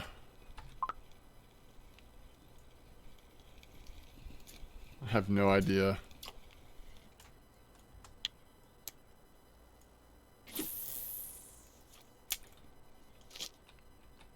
I even wonder how long it'll be on Corey update. Like, I don't know how to read that update about Corey. To me, it's possible that you know, I'm sure that's something they're working on, and who knows, it could be near completion. That also could have just been like, you know, guys, we got to get something out there to just kind of get people excited to look forward to something. I mean, we might be months away from that, even that Corey update. I have no idea. I just don't really have a sense at all, you know, of what's going on from a development perspective on this game right now. I'm shocked that fly fishing isn't out. I'm glad that they're, you know, theoretically trying to make it as good as possible before they release it, but goodness, if you would have told me that, you know, we'd be getting to the end of the summer, into the fall, and fly fishing still wouldn't be out after Yama's release, like I just wouldn't have thought that. Where do you get that feed? Oh, sorry, Ninja. I should have mentioned that. That actually is from Winding Rivulet. Winding Rivulet. So what percentage are you on ground bait now? Because I don't remember what percentage it is, but at some percentage it gets cheaper to use feed as your base and then just use the most recent attractant.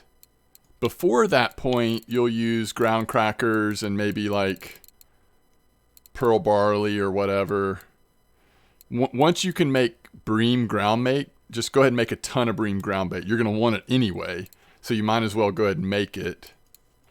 The other thing I like to do, but yeah, it's at the farmer's market. The feed is at the farmer's market at Winding Rivulet. You're 30% and you just use crackers. Okay, I got you.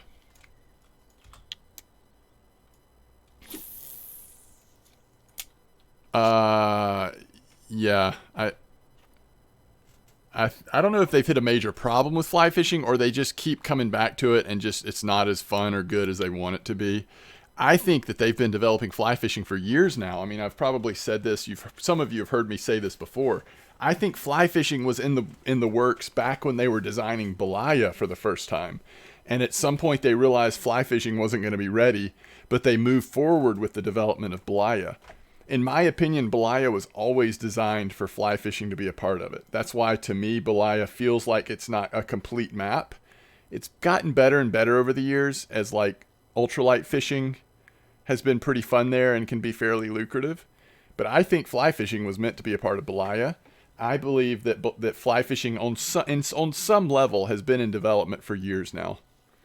I mean, if I could find it, I could go back to streams from when I first started playing this game, and my main character was at Volkov, and I distinctly remember having one of the admin / dev guys, Gene was his name. He's no longer with with the studio, but I remember having him on my stream, interviewing him, talking to him, and even back then, if you talked about things that they were most looking forward to implementing into the game, things they were working on, he used to refer to it as like almost like they had this whiteboard of ideas, and like some of them were things that they were like actively pursuing development on. Some things were just like, this is what we want to do later.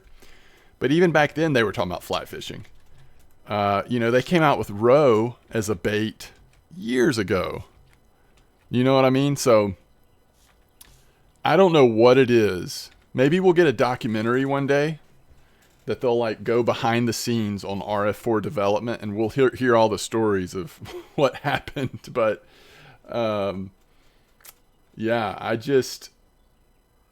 think they're just not going to release fly fishing until it meets the standard of fun and quality that they can be proud of. So I don't know.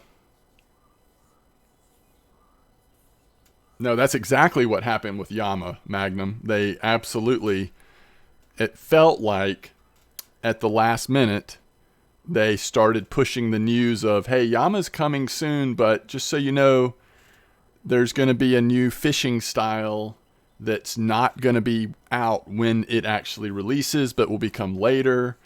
At least on some of the other foreign language streams, I think they talked about like eventually you'd be able to walk between the islands, or maybe, be able to move between the islands somehow, almost like there might be wading involved, maybe not, maybe with a boat, I don't know. But there was just a lot of sort of weird information sort of towards the end before Yama actually released that made it sound like, again, in my opinion, once again, they were coming out with a map and not releasing fly fishing with the map.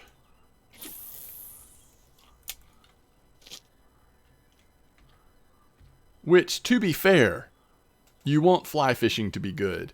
If you release fly fishing and you've got all of this, people that love RF4 like we do, what do we always say about it? No other fishing game has as good of fishing mechanics as RF4.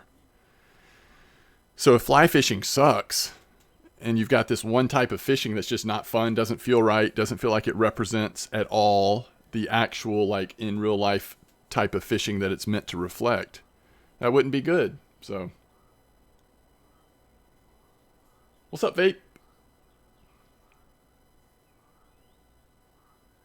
Oh, yeah, for sure, Magnum. Yeah, that's the thing. I mean, Winding Rivulet, Belaya, Tunguska, Yama, I mean, you can fly fish anywhere. It's funny. We went on that charter out in the Atlantic Ocean, not actually out into the ocean, but saltwater, and catching all kinds of crazy fish. And the guy was like, "Yeah, I've got one guy that twice a year comes out on my charter, and all we do is fly fish." He's catching like huge fish out in the middle of the ocean using heavy duty fly rods and stuff. So you actually can do it anywhere. Some spots makes more sense than others, but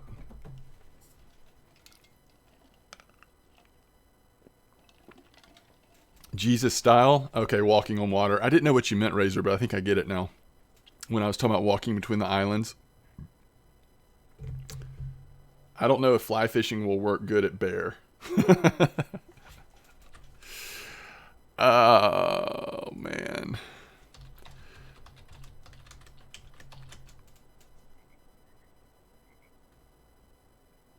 The most known and productive action method for carp fly fishing is called the drag and drop. To do this, drag your fly away from the carp, let it sink, mimicking a fleeing crawfish or nymph. This is usually used for slow cruising carp and sometimes for the feeding carp. As always, best fishing to you all.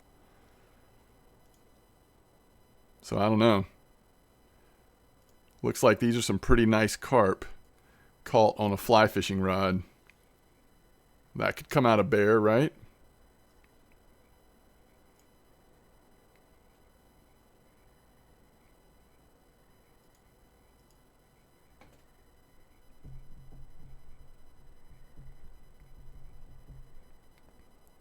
Around where I live, some people fly fish for saltwater bass. That's amazing. From a boat. Yeah, see, that's what I'm talking about. Like, people that love fly fishing, they figure out how to do it anywhere.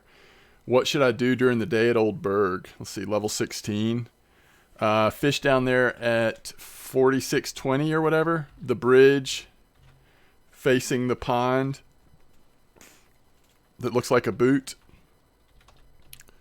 And just kind of fish for like crucian, gibble, roach, tench. But that way, if you hit a grass carp or something, at least it can't spool you because it swims into the pond and doesn't have very far to go.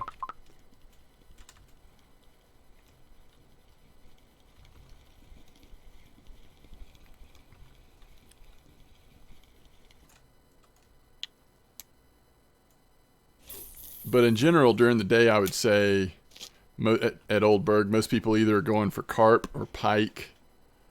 Sometimes really good tench spots will come up, but mostly for tench, it's like early in the morning and in the evening. It's not really like an all-day thing.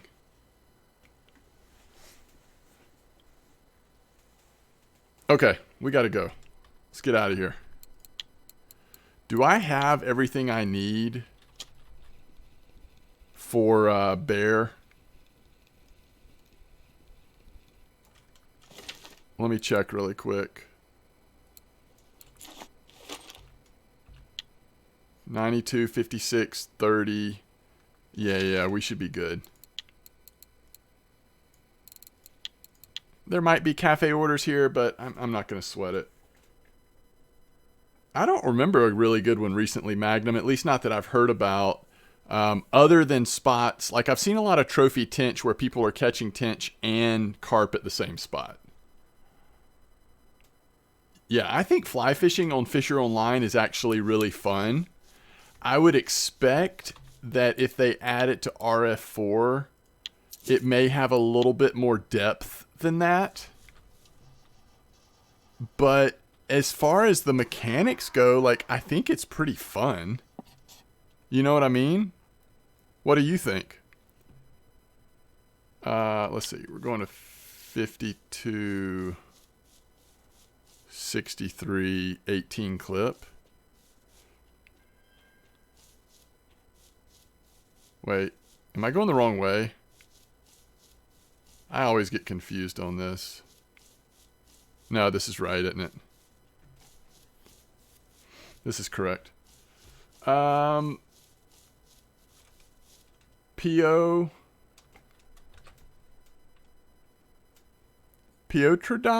Am I saying that right? Thanks for the follow. Appreciate it.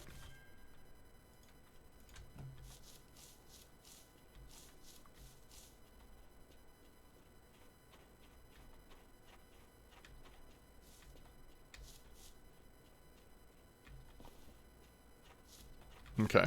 Oh yeah, this is this little spot. This is like, this has just gotten popular recently, right? Like we're basically fishing the same spot as our normal spot here. We're just doing it from the other side.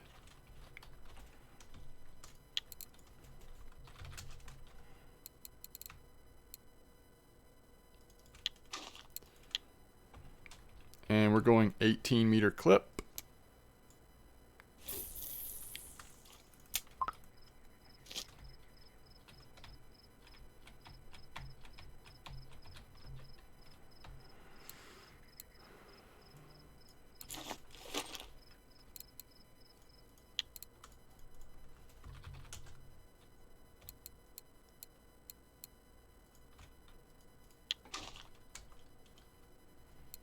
I enjoy the fly fishing on there. As you said, it's not the same depth of RF4. Yeah, yeah. Yeah, that's how I feel about it. But just in terms of like an example of what the mechanics could feel like, I think they do a reasonably good job. I'm no expert, but it seems fun to me.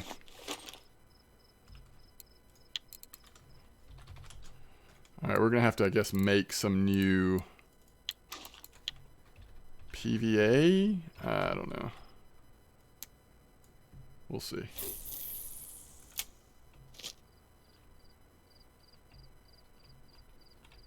I would just be excited for, like, if they add fly fishing to the game and there's, like, a starter fly fishing scene, maybe, like, starting around level 10 or 12 or something, you can get into some basics of fly fishing. I would just be excited for newer players to have another option at lower levels. I think it'd be pretty cool. Yeah, that's right, Razor.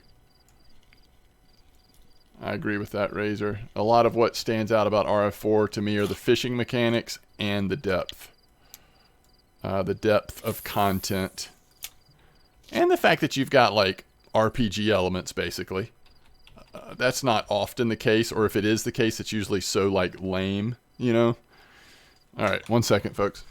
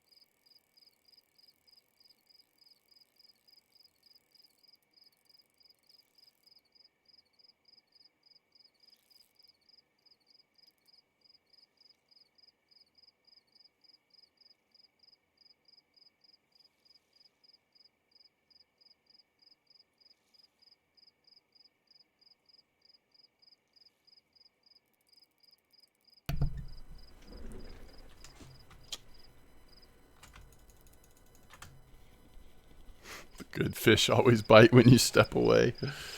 So true.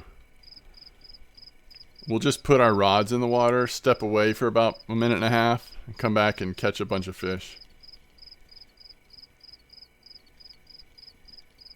Can't get spooled on bear. Also true. I mean, I guess I could, but it's less likely than most places. This fish did like head in the right direction to spool you, though. If they're going to spool you, they got to go, what would it be, east and west, not north and south.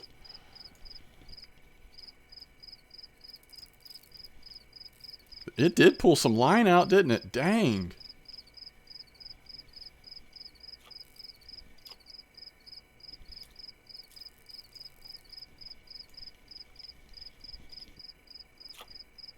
Actually, I have mono.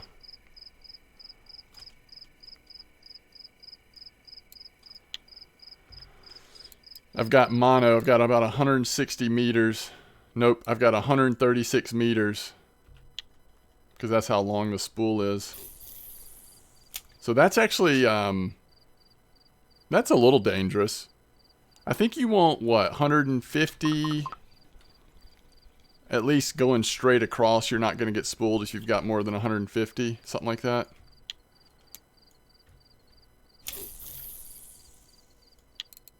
Your 0.4 from drop shot? Nice.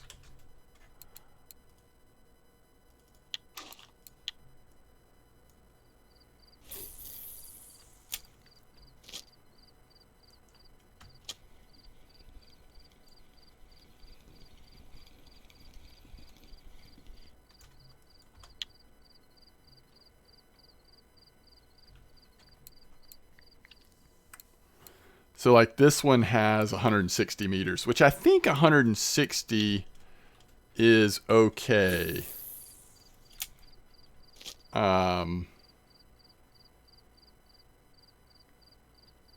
need to replace this middle line. I don't know why it's so short. I must have had some snap-offs or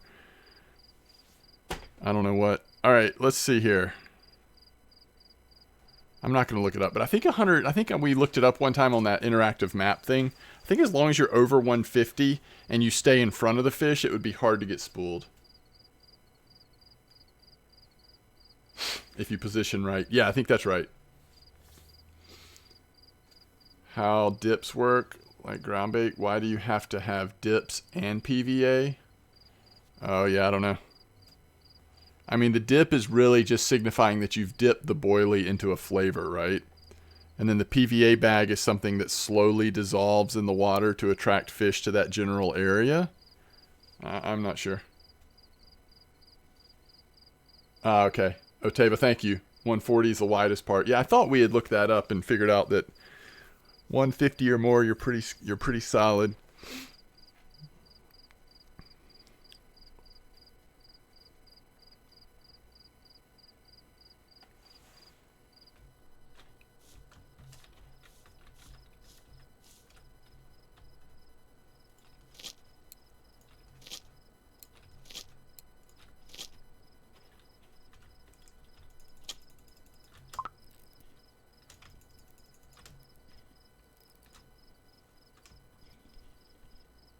Yeah, I guess that's one like minor difference in the Megara and the Tagara is the ability to fish in certain places with mono and do a little less wear and tear on your reel. Maybe. Oh, it can? Okay, never mind.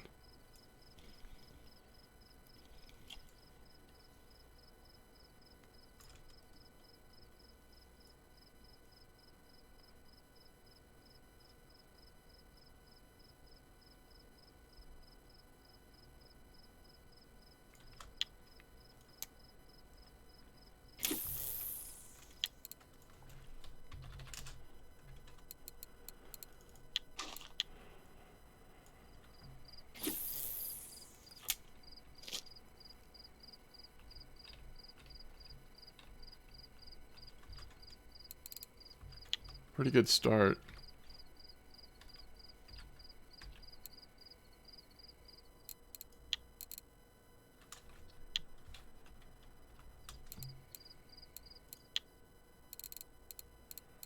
Where's my Tagara?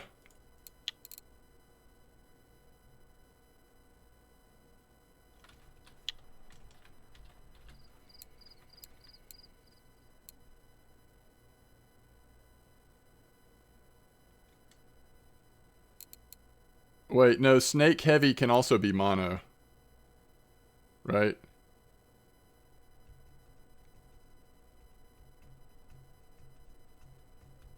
Yes, you're using 32. Gotcha. Yep.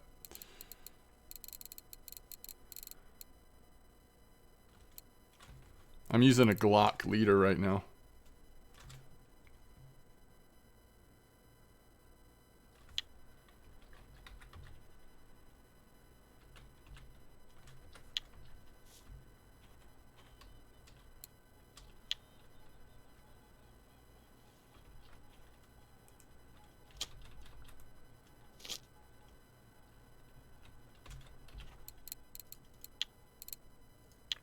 Well, if you have a question about something in particular, Vape, just let us know.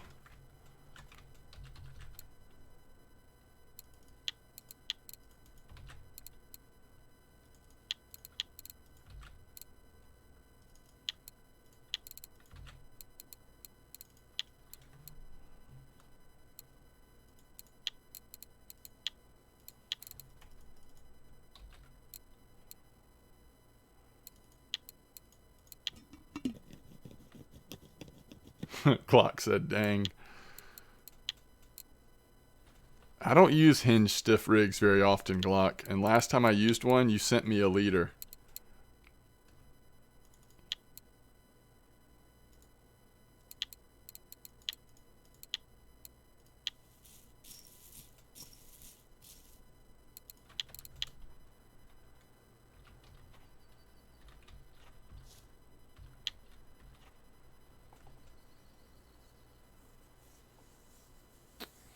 Yeah, the Megara can hold a little bit more than the Tagara, that's right.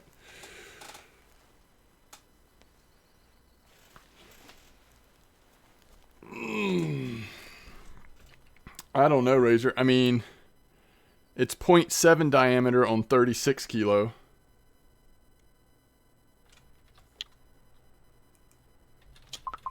So it kind of makes sense.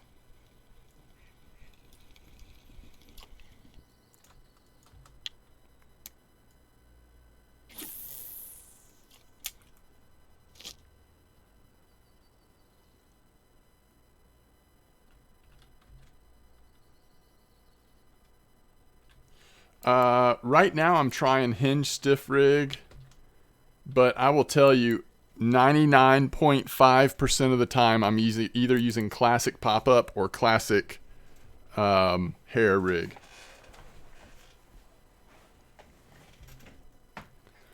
Yeah, sometimes it feels that way, Ninja, especially like if you only have one nice rig and you still got two older rigs. It will feel that way. I mean, I think that's just like something psychological where we notice that when it happens or something.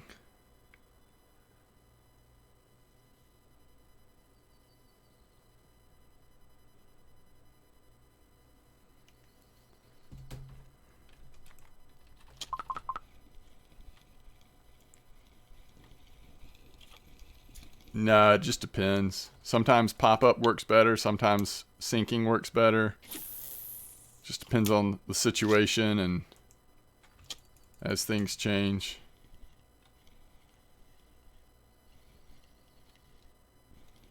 You about to have to go to work life? Actually, I got to work today too. I have to work today too.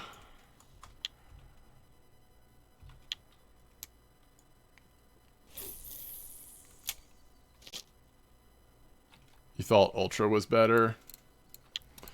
Let's see if I have any to compare. So we need like Heavy and Ultra at the same size. Okay, so Ultra is thicker than Heavy. Both of these are 28.2. Ultra is 0.6, Heavy is 0.54.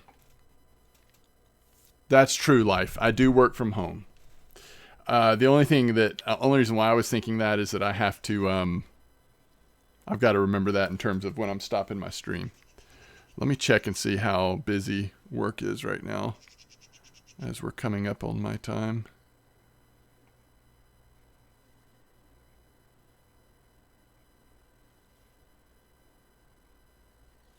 Yikes.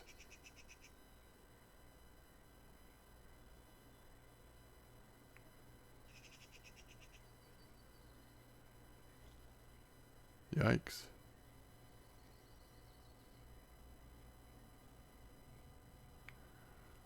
It's Friday night. Why is everything so busy? All right, we'll have to wrap it up here in about 30 minutes.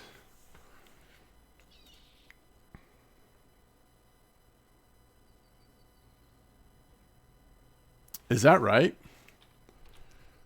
Are you talking about there was a mono line that was the thinnest from the Christmas fair?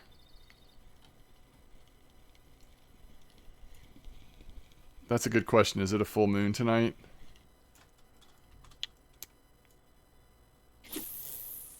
For me and my job, I think the problem is kids are back in school. Some of them have been in school for the last 2 or 3 weeks, and stress and anxiety is through the roof as they're like trying to readjust back in person in some cases.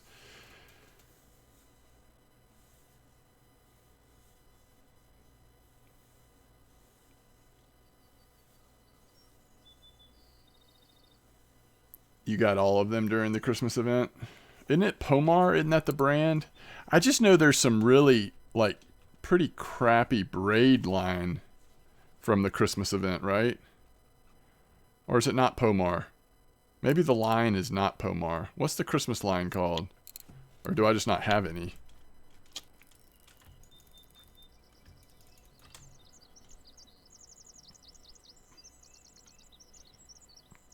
It is Pomar? Okay, I just must not have any on this account.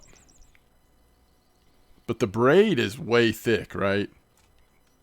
It's like pretty cheap value-wise, but it's too thick or something. Am I remembering right?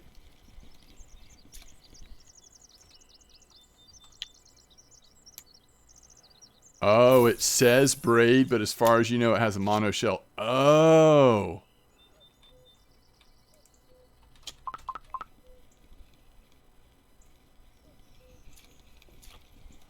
Oh, I didn't realize that.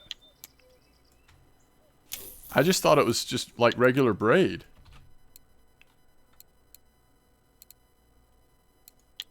Didn't I just make some cocoa?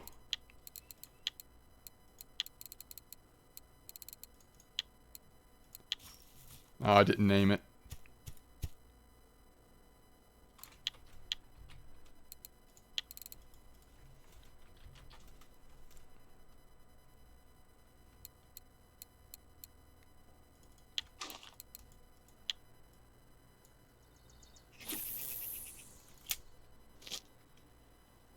That's what you were told?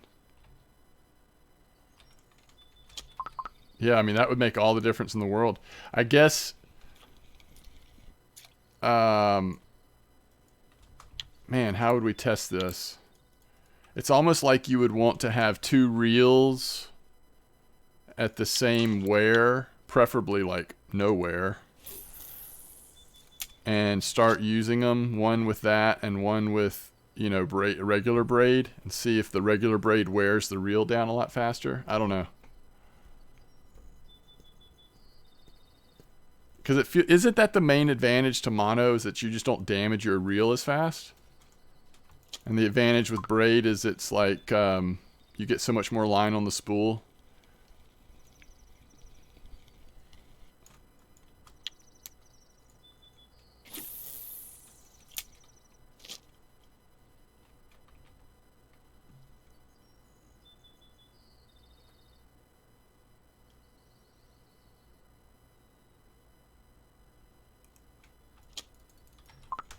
You didn't see a big difference? Okay.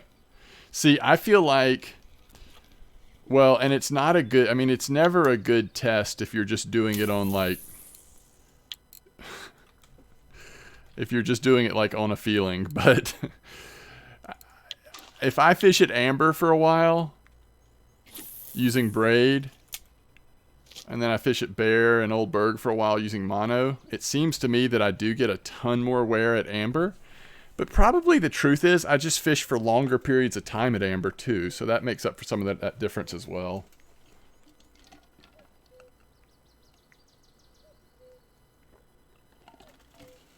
Yeah, and you're getting bigger fish at amber, so it's going to... Yeah, there's a lot of factors. Yeah, no, you're right. It's totally right. Yep. Yeah, there's other differences too. Yeah, I hear you, Life. I mean, I just think that the main thing... You know, we're using lead cores and leaders, and I'm not sure how much visibility actually plays into it, especially with like carp fishing and stuff, but I think like practically... It seems like the biggest difference is that how much spool you can get on there and then how much wear and tear potentially is happening. But maybe there's not that much difference on wear and tear. Not a lot of difference, yeah.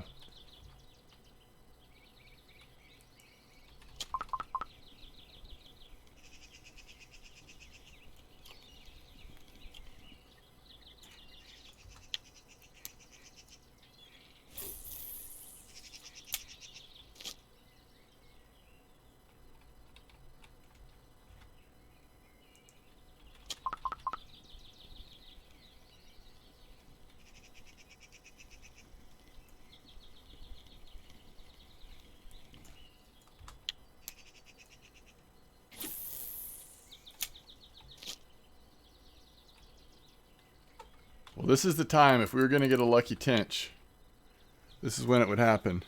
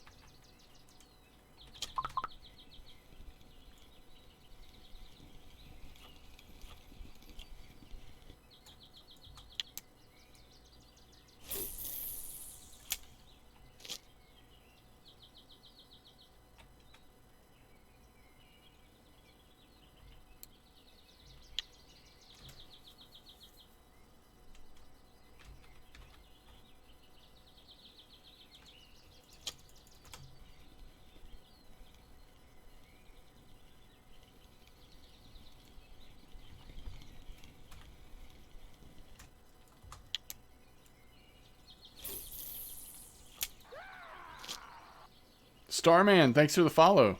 Welcome to the stream.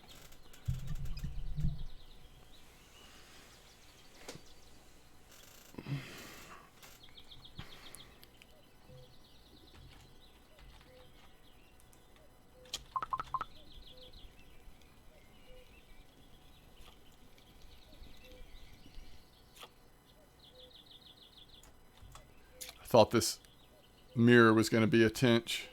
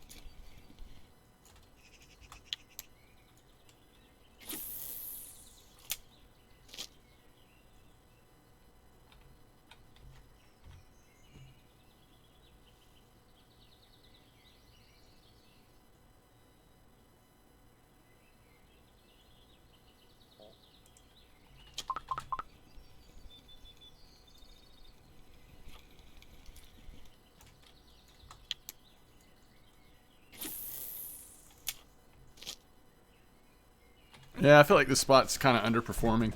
I mean, I get that you can get a lucky tinch here, but overall, it's just not as good as I'd hoped it would be.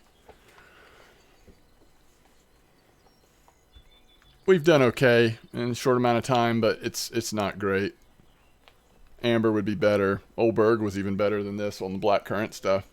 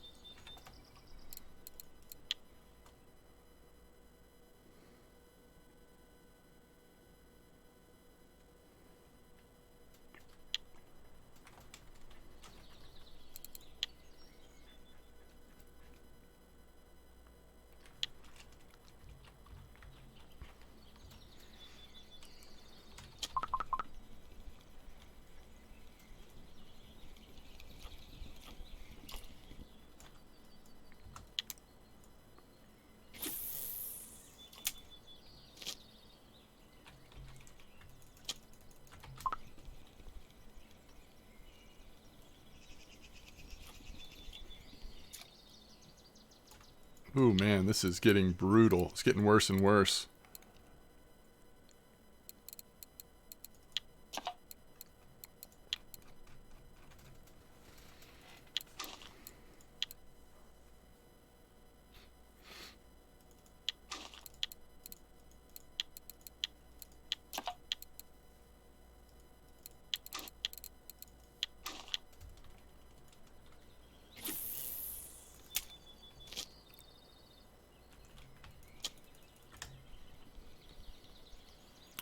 What map you talking about, Ninja? I'm not sure about Crucian Gibbles right now. Campsite? You talking mosquito? Like, I'm not sure. Leather. Is that our first leather here?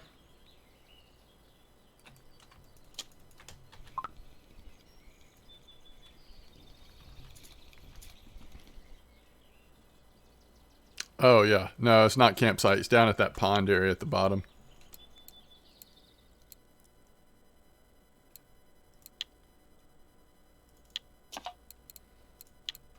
So hinge stiff worked good at Old Berg for getting carp. Not here right now. At least not with these baits. It's just like a Crucian farm.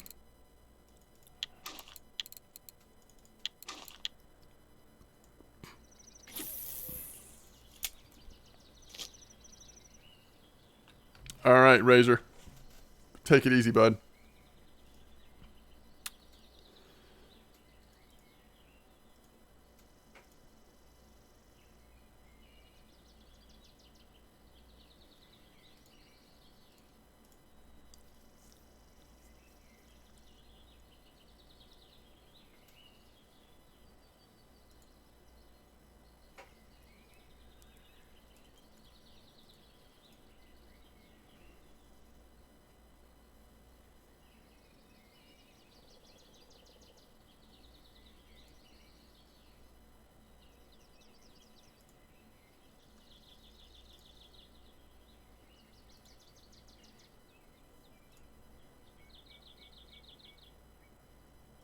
All right. 4720 is down here if you're looking at Old Berg. Ninja. 4720 casting this direction towards the pond. That's like almost always active for like crucian gibel, roach, sometimes tench, sometimes carp, sometimes even eel. I mean, it's just like a pretty active spot at most any time you can catch stuff down there on like just any bait, really.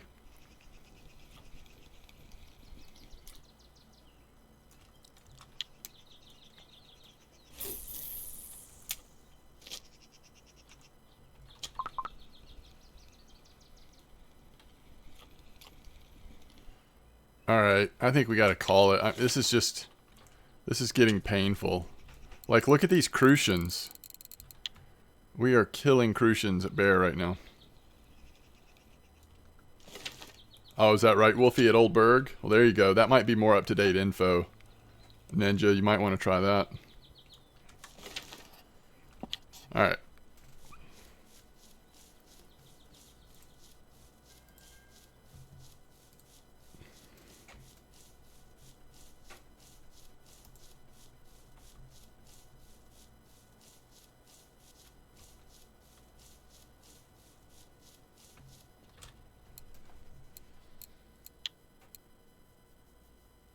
$155 silver. Yikes. I mean, we weren't there that long, but still.